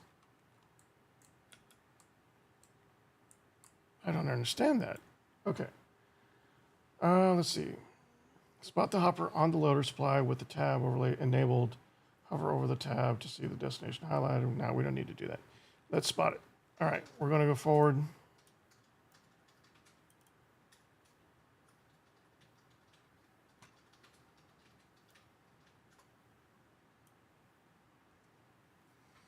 Okay, we're probably going to need a little bit more power this time, but I want to see what 20% gets me.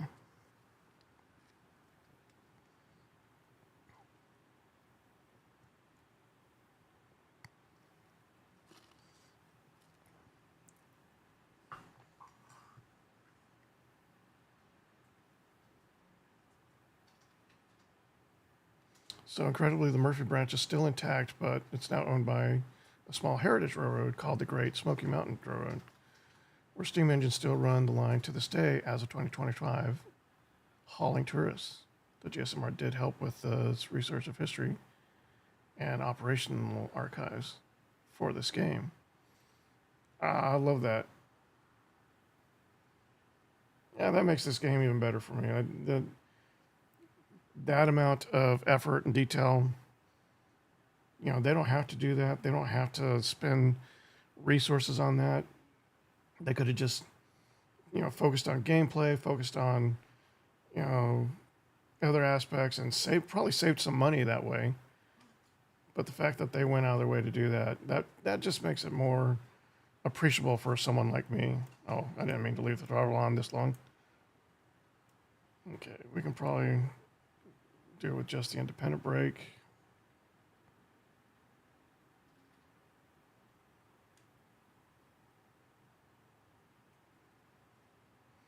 All right.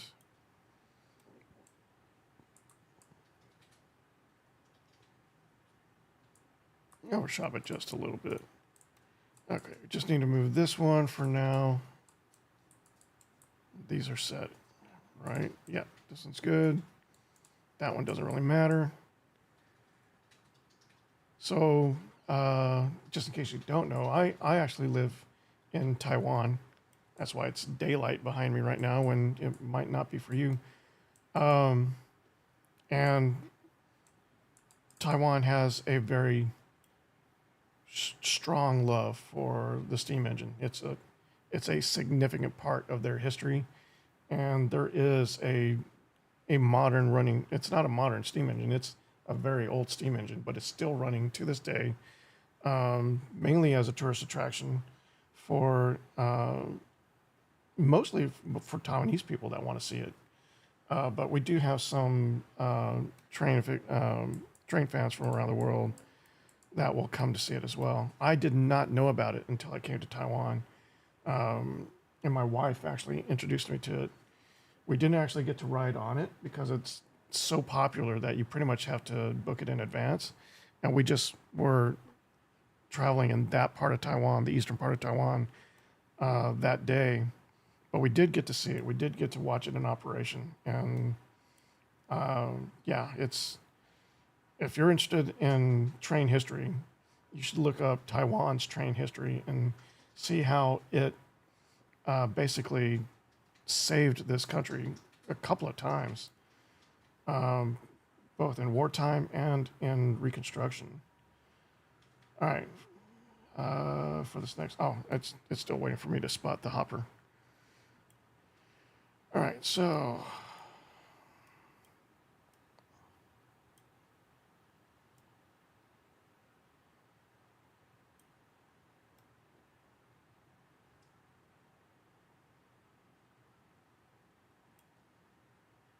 lead dev, I think, made a whole model railroad on this section of the Murphy branch and wanted to bring it into the digital world. Okay, that is cool. But obviously it turned into something much bigger than that. There are real railroad industry professionals, both of heritage and operational. See, I can see that. I can see that this starting out as like some sort of little passion project that just grew into something else. That makes a lot of sense to me. So it wasn't something that they meant to spend money on for others. They were spending money on it for themselves, really. And then it turned into something they wanted to share. I can easily see that.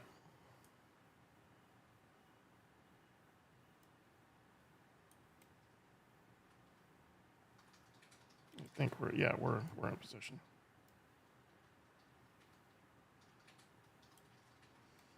Okay.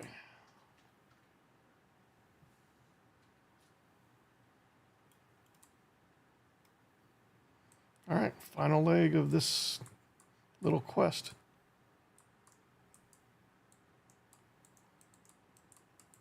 So I think 20% is a little bit, it should be fine, but from my taste, I think we're going to, well, we should be going in the right direction first.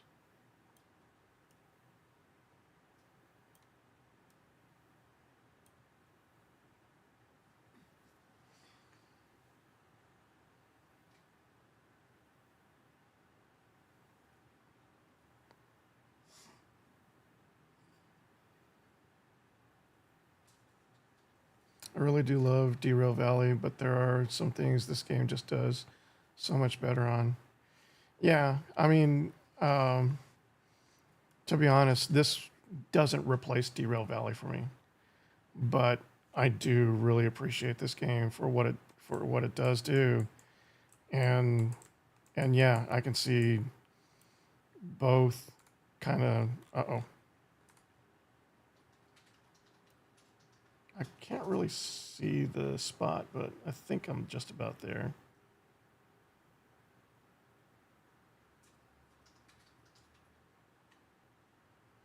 I think that's pretty good. Let's see. Yep, it likes it. Ah, it looks pretty much perfect. All right, great work. Now that the hopper has been spotted, apply the handbrake to secure it. Click the handbrake wheel at the end of the hopper.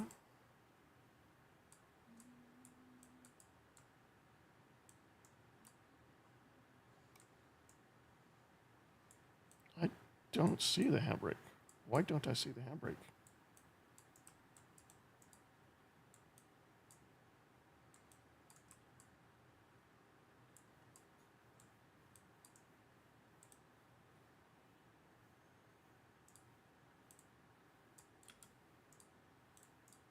Am I missing something?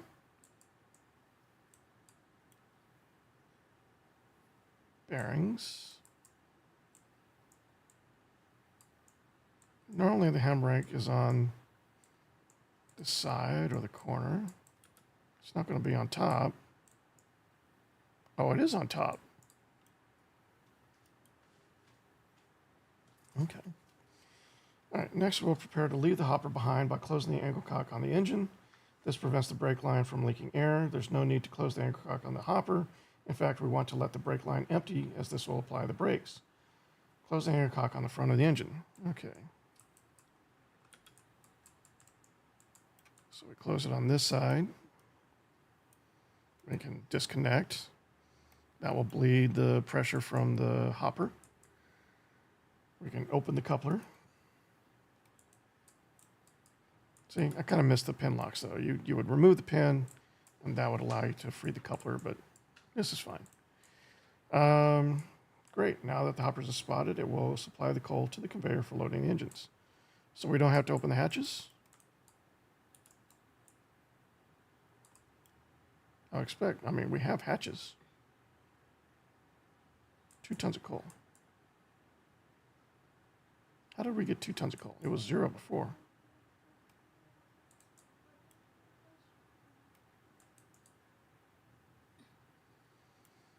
Yes, both games are going for a completely different gameplay style. Yeah, that's what I feel like. Derail Valley, like I said, I haven't seen all the aspects of this game yet. So, you know, there's going to be similarities and there's going to be differences. And it's my expectation, at least, it's my hope that the differences are enough that both games can thrive. Because ideally, I would like the people that see me playing this, or the people that appreciate this, would still want to go and buy and support Derail Valley at the same time.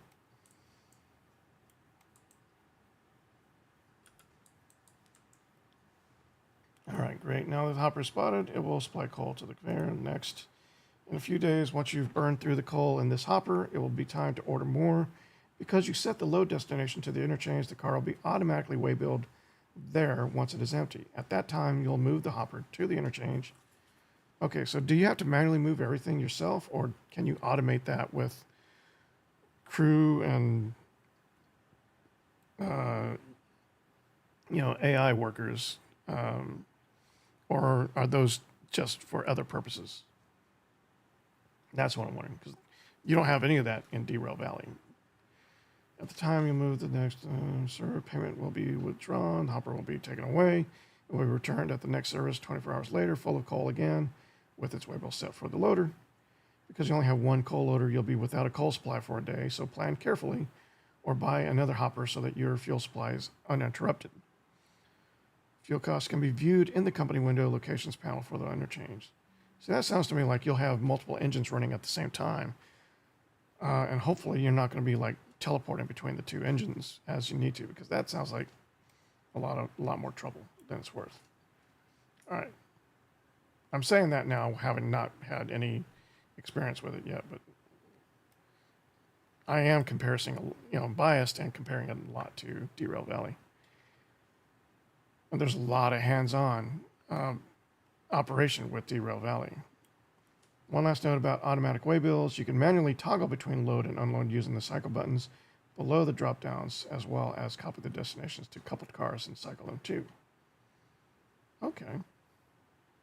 So the actual loading and unloading of coal is automatic, but you still have to deliver it as needed. Eventually, you will be running a lot of trains and simply can't do all of it at once. So you can have AI to at least be able to run multiple trains. Okay, that makes sense. You've now learned the essentials of keeping your locomotives fueled with coal and water. You've also seen how to use automatic waybills to maintain a steady supply of fuel for your railroad. Next, we'll learn how to keep our equipment in good repair. Oh, I'm looking forward to this. This is either going to be brilliant or I'm going to be very let down, depending on how this goes.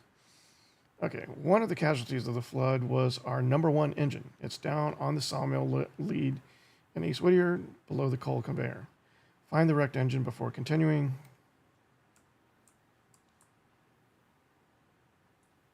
Found it. Continue. All right, equipment can derail when going too fast for the track or when colliding with other equipment or a track bumper. This damages the equipment and for engines can cause them to be unusable until repaired. Damage to freight can result in reduced payment for delivery. Okay, that's great. I like that. We'll need to use our engine to rescue the wreck. Oh, okay. This is what I wanted to know. I didn't want it to be like something where you like throw repair parts at it, you click a button, and then the screen fades to black, then the next thing you know, it's on the rail. I did not want to see that. I really want to have to retrack it myself. We'll need to use our engine to rescue the wreck. Use the map or overview to plan your route. All right, so we need to get our engine up here.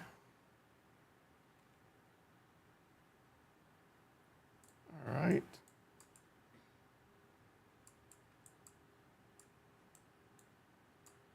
Looks like we're already set for this line. So we'll come here and then here. Then we'll need to throw this switch and back our engine in here. Right? Because it dead ends past that.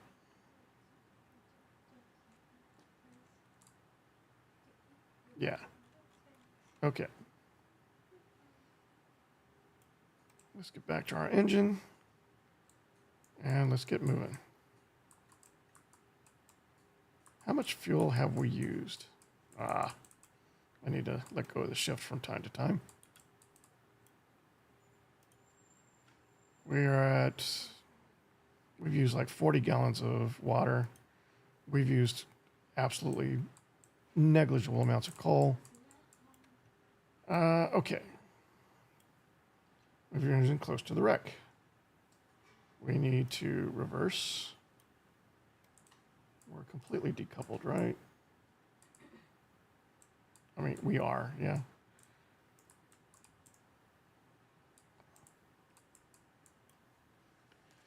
And let's go.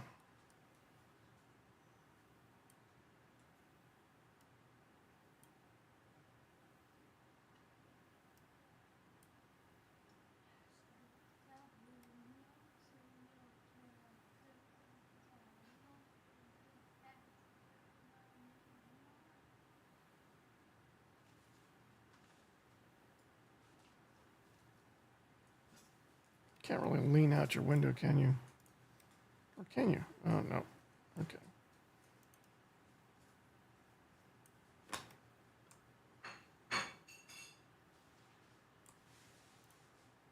I know I don't have to get out to throw these, but it's just built into my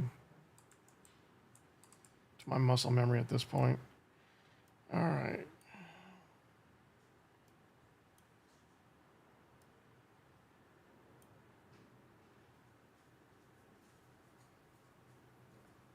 The re-rolling part is easy, but it's completely destroyed. As in this case, you do have to slug it to a repair shop with another locomotive. Oh, okay. So you can independently re-roll an engine, but this one, because of its condition, is a special case.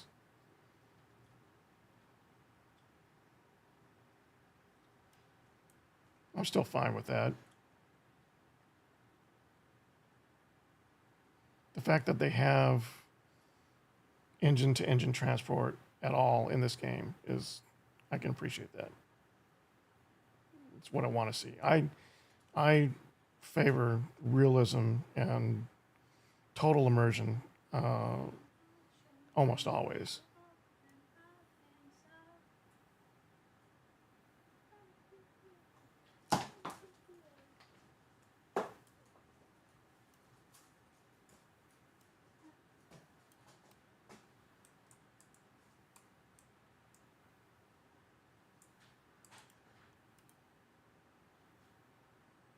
All right, here we go.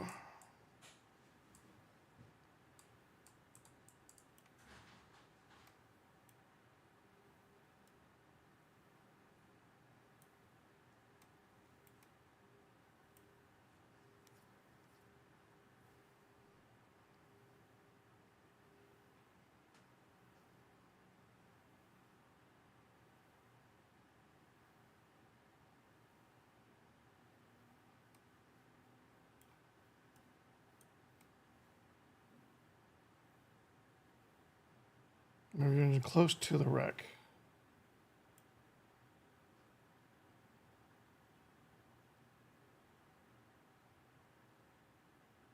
I really hope this distance is accurate, because I'm looking at that rather than, I didn't say all the way. Oh, your independent brake can slip on you.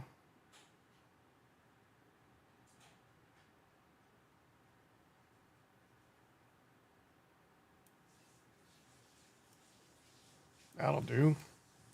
That was like still several tens of feet. Okay. So I think I want you to govern your speed as you make connection.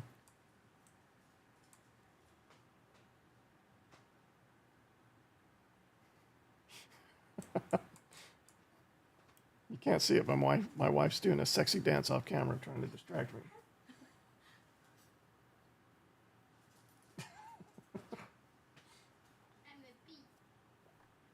Okay. All right, move your engine close to the wreck. We're still doing that. So I think at this point, it just wants me to ease in the final few feet. I'm assuming we're coupling.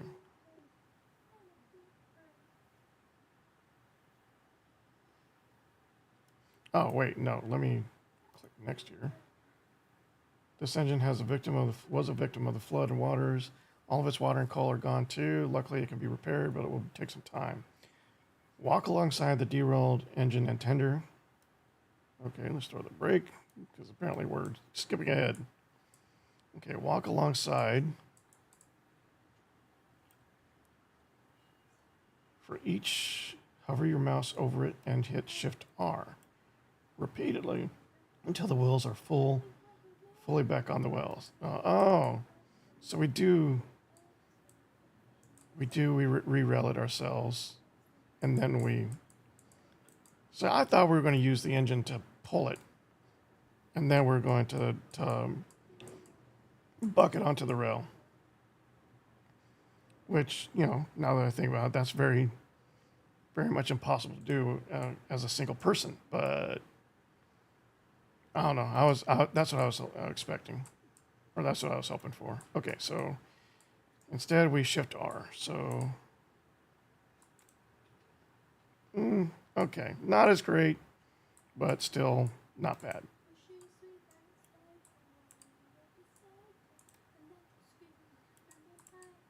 It's a little too easy for my taste. Okay, so looks like we're back on. Yeah. We're good there.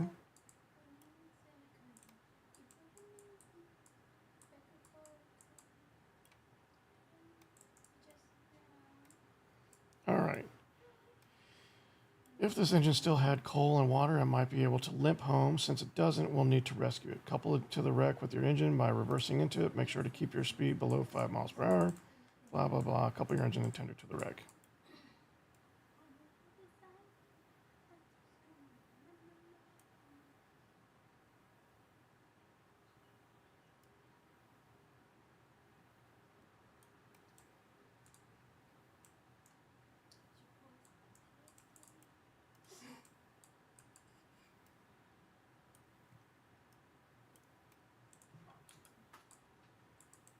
Okay. We are coupled. Equipment is prepared on repair tracks. The engine shed at East Orion has 2 such tracks.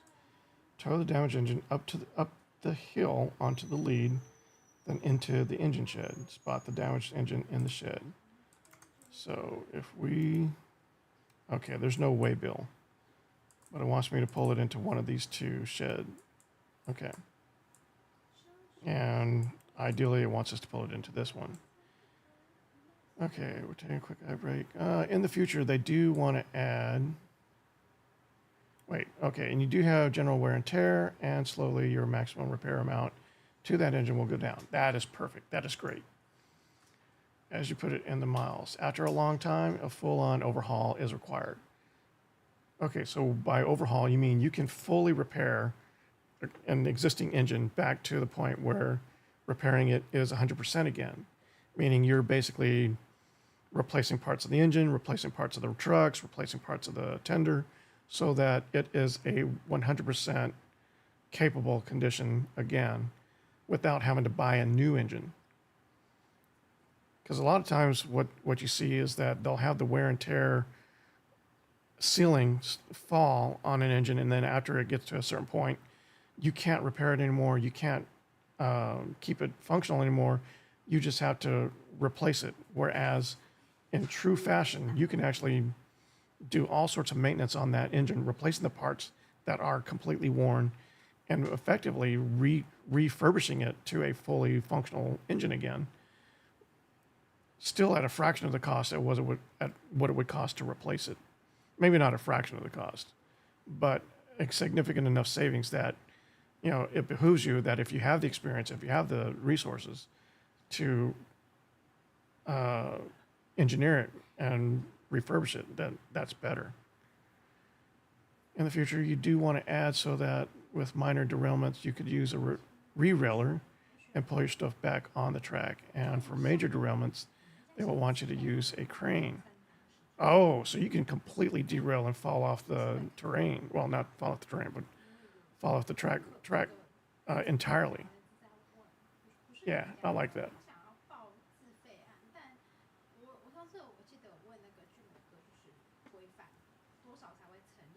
Okay. Correct, but it will be expensive, so it's up to you. As long as it's still cheaper than replacing it, then I can appreciate that. Otherwise, it becomes something you would only do for role-playing or nostalgic purposes. I want there to be like a solid economical purpose to that kind of effort. I mean, that being said, I do love car mechanics simulator, and I refurbish everything in that, even though there's really no point in taking like an old hoopty and rebuilding it back up to pristine. It's not going to be worth any more than what it was before. So what are we doing? Oh, we're pulling this thing back onto the repair track. But that's a level of mechanics that I don't expect to see in this game. I don't expect you to go and take off every bolt and keep account of every piece of hardware and fully, you know, rebuild an engine. I would love that. I did play Train Mechanic Simulator, but it didn't have the same level of detail that I wanted. All right, let's get this thing going. We need to go forward. We should already be set for the lines we want to get onto right now. So let's just move.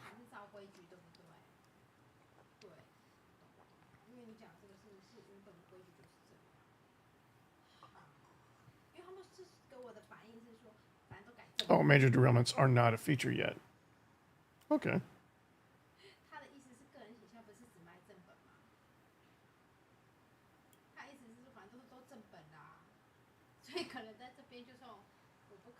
Well, I appreciate you joining the stream today. You've really helped me to get a feel for what this game is all about, and it is certainly more than I expected it to be, especially more than I see it. And that helps out a lot. I'm definitely more inclined to keep playing it and keep an eye on it over time than I initially thought I was going to be based on what I was seeing.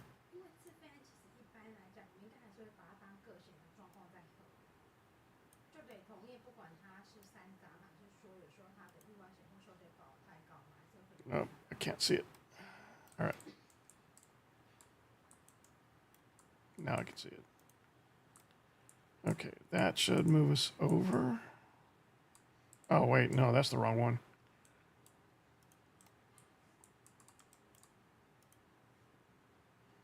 Okay, that should move us over. And we should already be rigged. Go in here. And then go here. I need to remember to use the overhead camera for this, instead of running over here and then having to run back to my train. Okay, but we're all set. Okay. Oh, wait, you can... What was it? Control T? Yeah, all right. I don't know if that was really any faster. All right, reverse...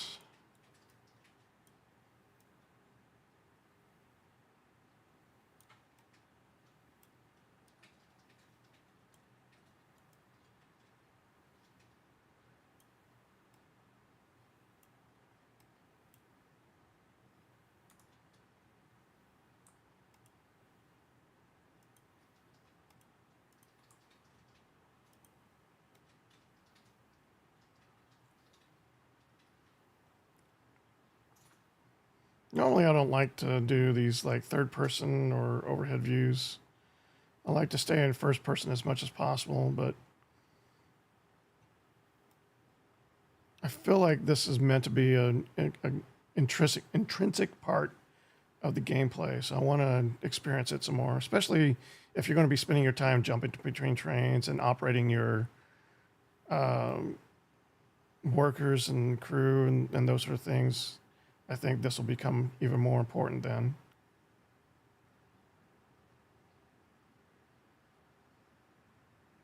This game has surprisingly very easy modability.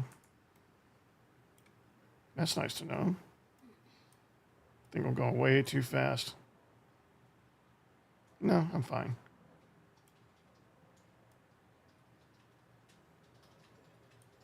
Okay. Are we where we're supposed to be? It looks like we are. Okay, uncouple from the damaged train engine.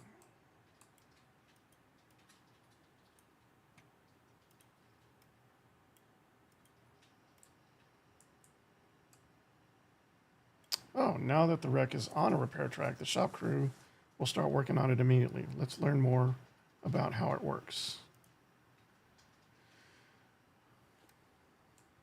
Oh, I guess I should close this. This is not a normal car. This is an engine.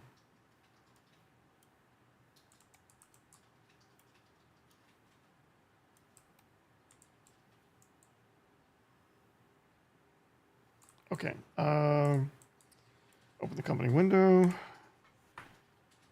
The company window gives you visibility into all sorts of aspects of your railroad. Switch to the locations tab. We're already there. And find Eastwood Engine Service. Yeah, we're already there.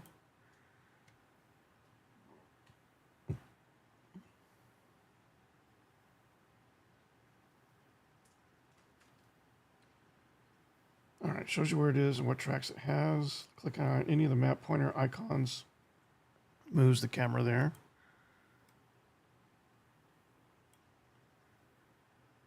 Hovering over the text will highlight those tracks.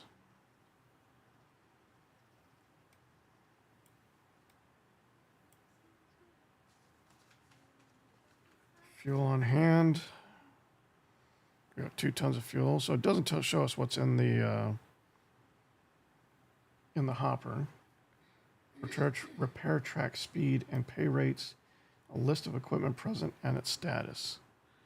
All right, so we're repairing axle 1 and 1T, so it treats the engine and the tender separately. No work for axle 2, 2T, or the axle 50,000, which I believe is the hopper. No? Oh, it's this guy. It's our surplus repair parts. Okay, so this game has surprisingly very easy modability, so there is a possibility of expansion even beyond the base game, both in locomotives and industries to serve. Yeah, I'd love to see that. I'd love to see just the sawmill alone become more fully functional. You know, maybe not akin to like Lumberjack Simulator, but just so that you have more of the logistics at play. As far as like, I don't want it to just be like, okay, you see logs coming in and planks coming out. There's no real logistics to it, but I don't know. I guess I'm thinking like quality of the logs and that sort of thing, so that it behooves you to go further for better quality logs. But again, that's just me adding my own level of complexity and just immersiveness to it. But yeah, anything that has that kind of flexibility, that modability, that's always going to be a good thing. People are going to there's always going to be somebody out there that takes it even further than I would take it and make an even more surprisingly enjoyable experience for me. Okay, note the estimate of the time to complete repairs on the engine is shown towards the bottom. So like, is this saying it's just going to be a couple hours?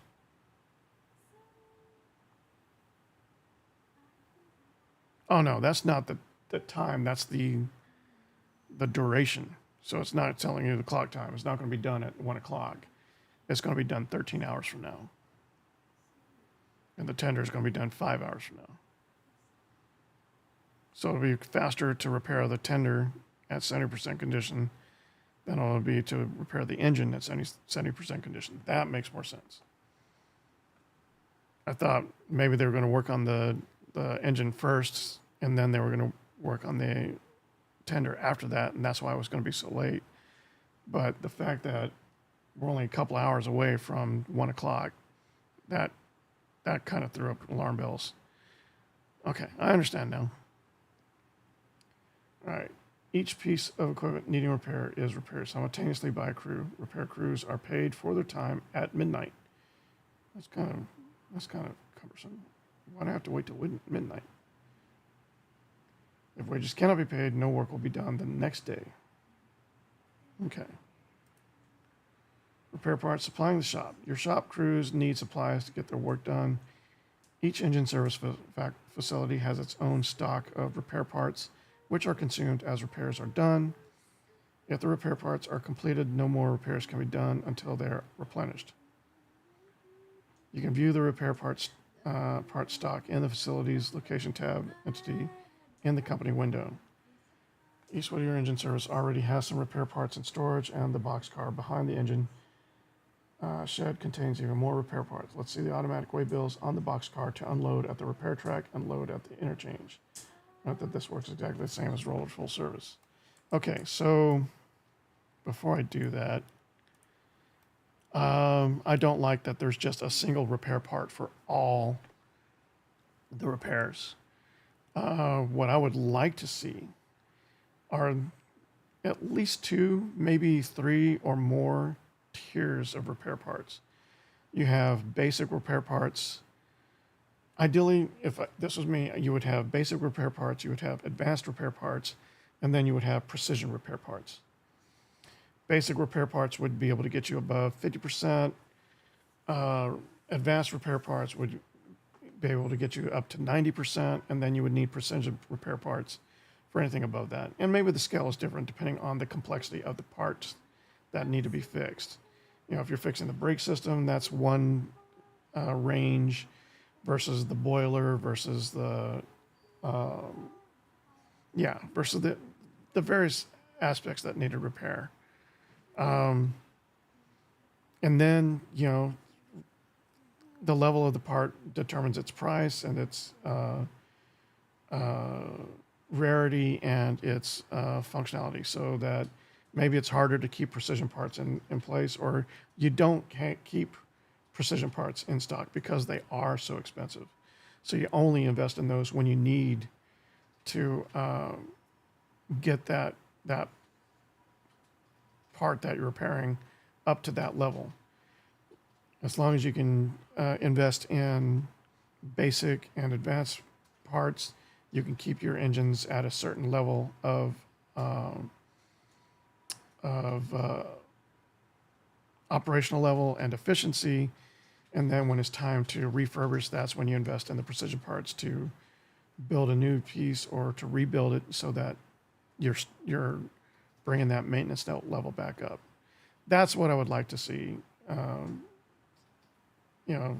level complex for my level of complexity. That being said, having not played this game yet, I'm fine with this the way it is for now, but I could see that being added on maybe as a difficulty level. So in the base game, you don't have that, but if you wanted to increase your difficulty or add more realism, that would be a toggle or slider that you could use. And the slider could also determine how much of each type of part you're going to need for the same level of gameplays. All right, so we're going to select this, inspect it. We're going to go to operations. We're going to unload at the repair parts, and we're going to load at the interchange.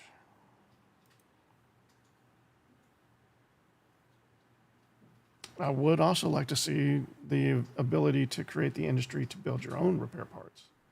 If you can start cranking out the parts you need to manage your engines. That would be great. A research industry that allows you to develop your own engines, or maybe find ways to upgrade your engines in ways that you can't do in the default gameplay. I'd love to see that as well, either as part of the base game or as a mod. I could see myself working on a mod like that. The boxcar will now supply parts to the repair track and be way-billed to the interchange to purchase more when empty. Keep in mind the parts are not cheap. Depending on your railroad's finances, you may decide not to purchase more immediately. That makes sense. I like that. All right, now here's something new. This is something you don't have in Derail Valley, or at least not the last time I played. Passenger service. All right, in this chapter, we'll run a passenger train. Passenger service on a smaller railroad is generally fairly routine, but it's an important part of serving the community of your railroad and a significant contributor to your railroad's reputation. First, let's get our little passenger train together. For this chapter, we'll run a one-coach train, but in the future, you can buy more coaches or run a mixed train, passengers and freight, if you prefer. Okay, locomotive not found. Please board or select a locomotive to continue.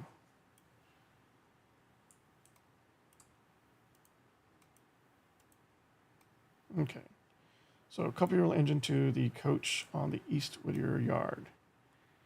Now for this one, we can just back it in. I wonder if we're going to do anything with this caboose too. Like, is this a caboose or is this like a mail car? What is NE? Axle 500. PB. Okay, so that's the car type.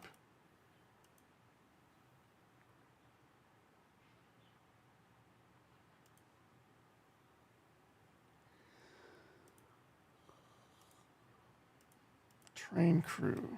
Okay, so it's an early wooden caboose, NE. So my expectation is it's going to have me coupled to the passenger car and it's going to have me coupled to the caboose. I don't know though. All right, so let's set ourselves to forward, turn off the independent brake. And I'm doing that from the controls over here in the lower left corner. I wish I could move that so I could put that in the 16:9 view. That would be great, but it's not. I mean, it's so small, it's not that important anyway. But okay, so we are going to move forward. We're going to follow it so that we stay with our train. I wonder if I can teleport onto the train. No, it's behind the train. Let's try that again. Maybe if I here? Nope. Okay, now I'm on the train.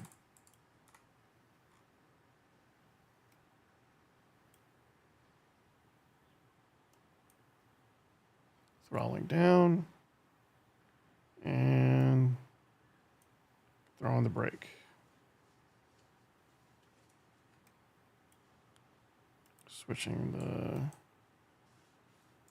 Throwing the switch, and this time we're going to throw this switch, which is already thrown. Oh, that's right, because we brought the hopper off of this line. So this one's already where we want it, so we just need to throw this switch. And now we're set. We can turn off the brake, set it to reverse, and start backing up.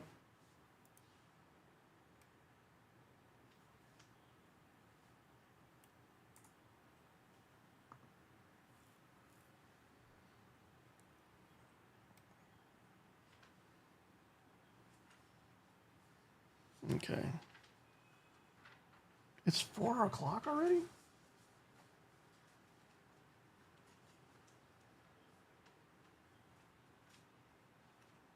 When did I start streaming?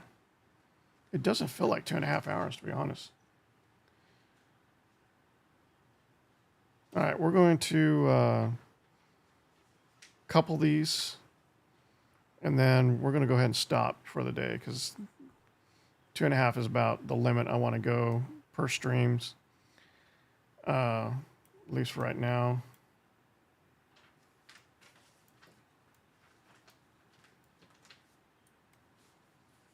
Oh, shit.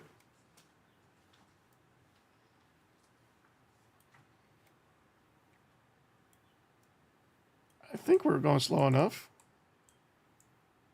That was not my intention, but we are coupled.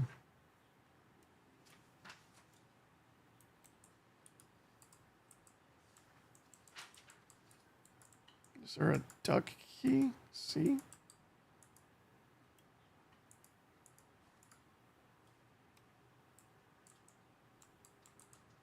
How do I see that? There it is. All right. Is this... Okay, it's applied now, so we release it now. Okay. Okay, hook of the brake line, open the angle cocks, run in order for the train brake to affect the coach. We'll need to connect the glad hands between the tender and coach, as well as open the angle cocks. Okay, you can shift click the glad hands to do it in one step. We're ready to pull. Okay, so it's just pulling. We're not going to connect the caboose, it looks like.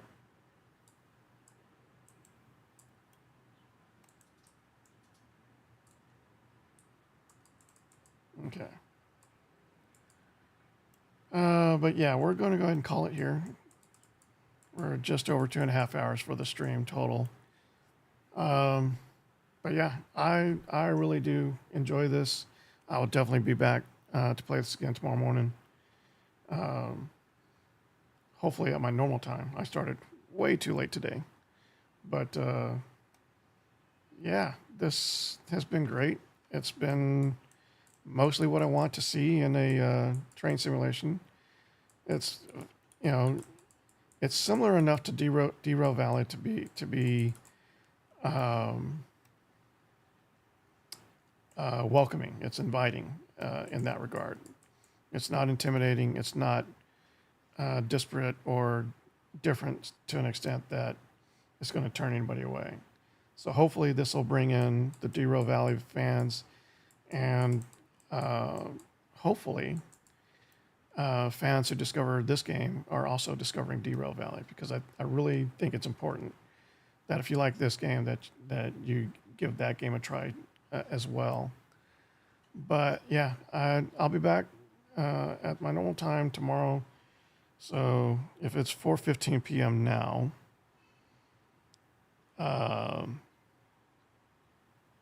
doing math, give me a sec. Yeah, I'll be back in about 12,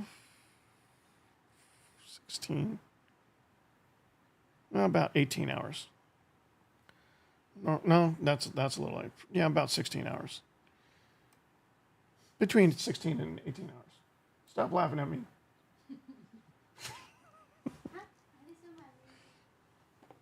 Okay. You're not listening to me. You just counted how many hours. I try to start at a normal time, at a good time.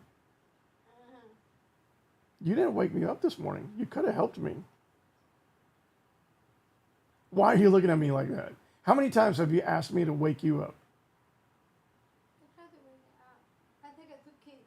You come back and I go laundry. You're still asleep. So I just don't know.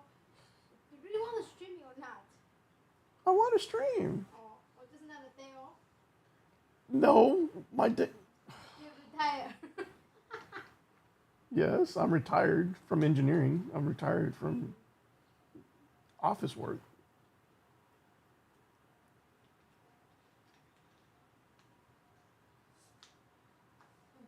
Okay.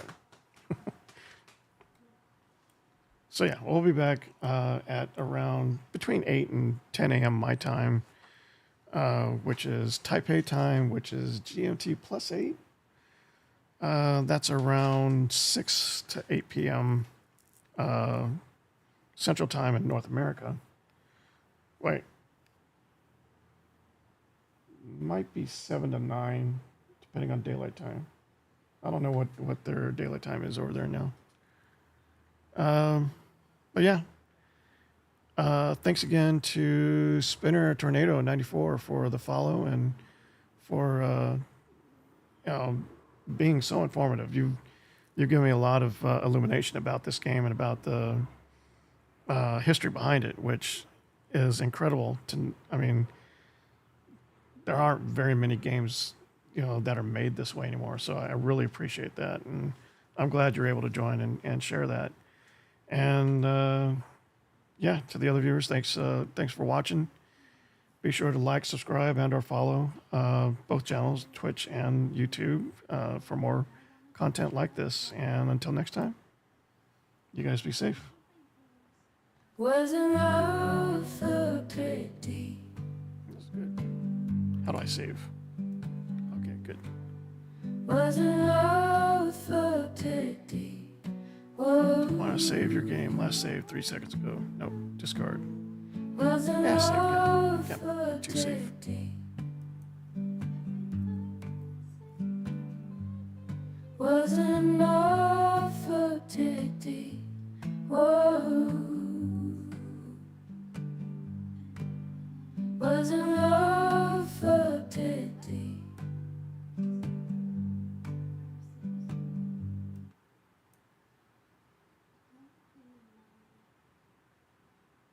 Oh, they can't hear her.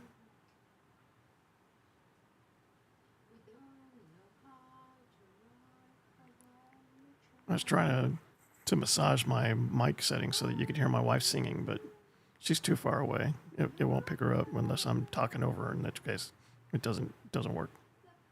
Wasn't love so pretty?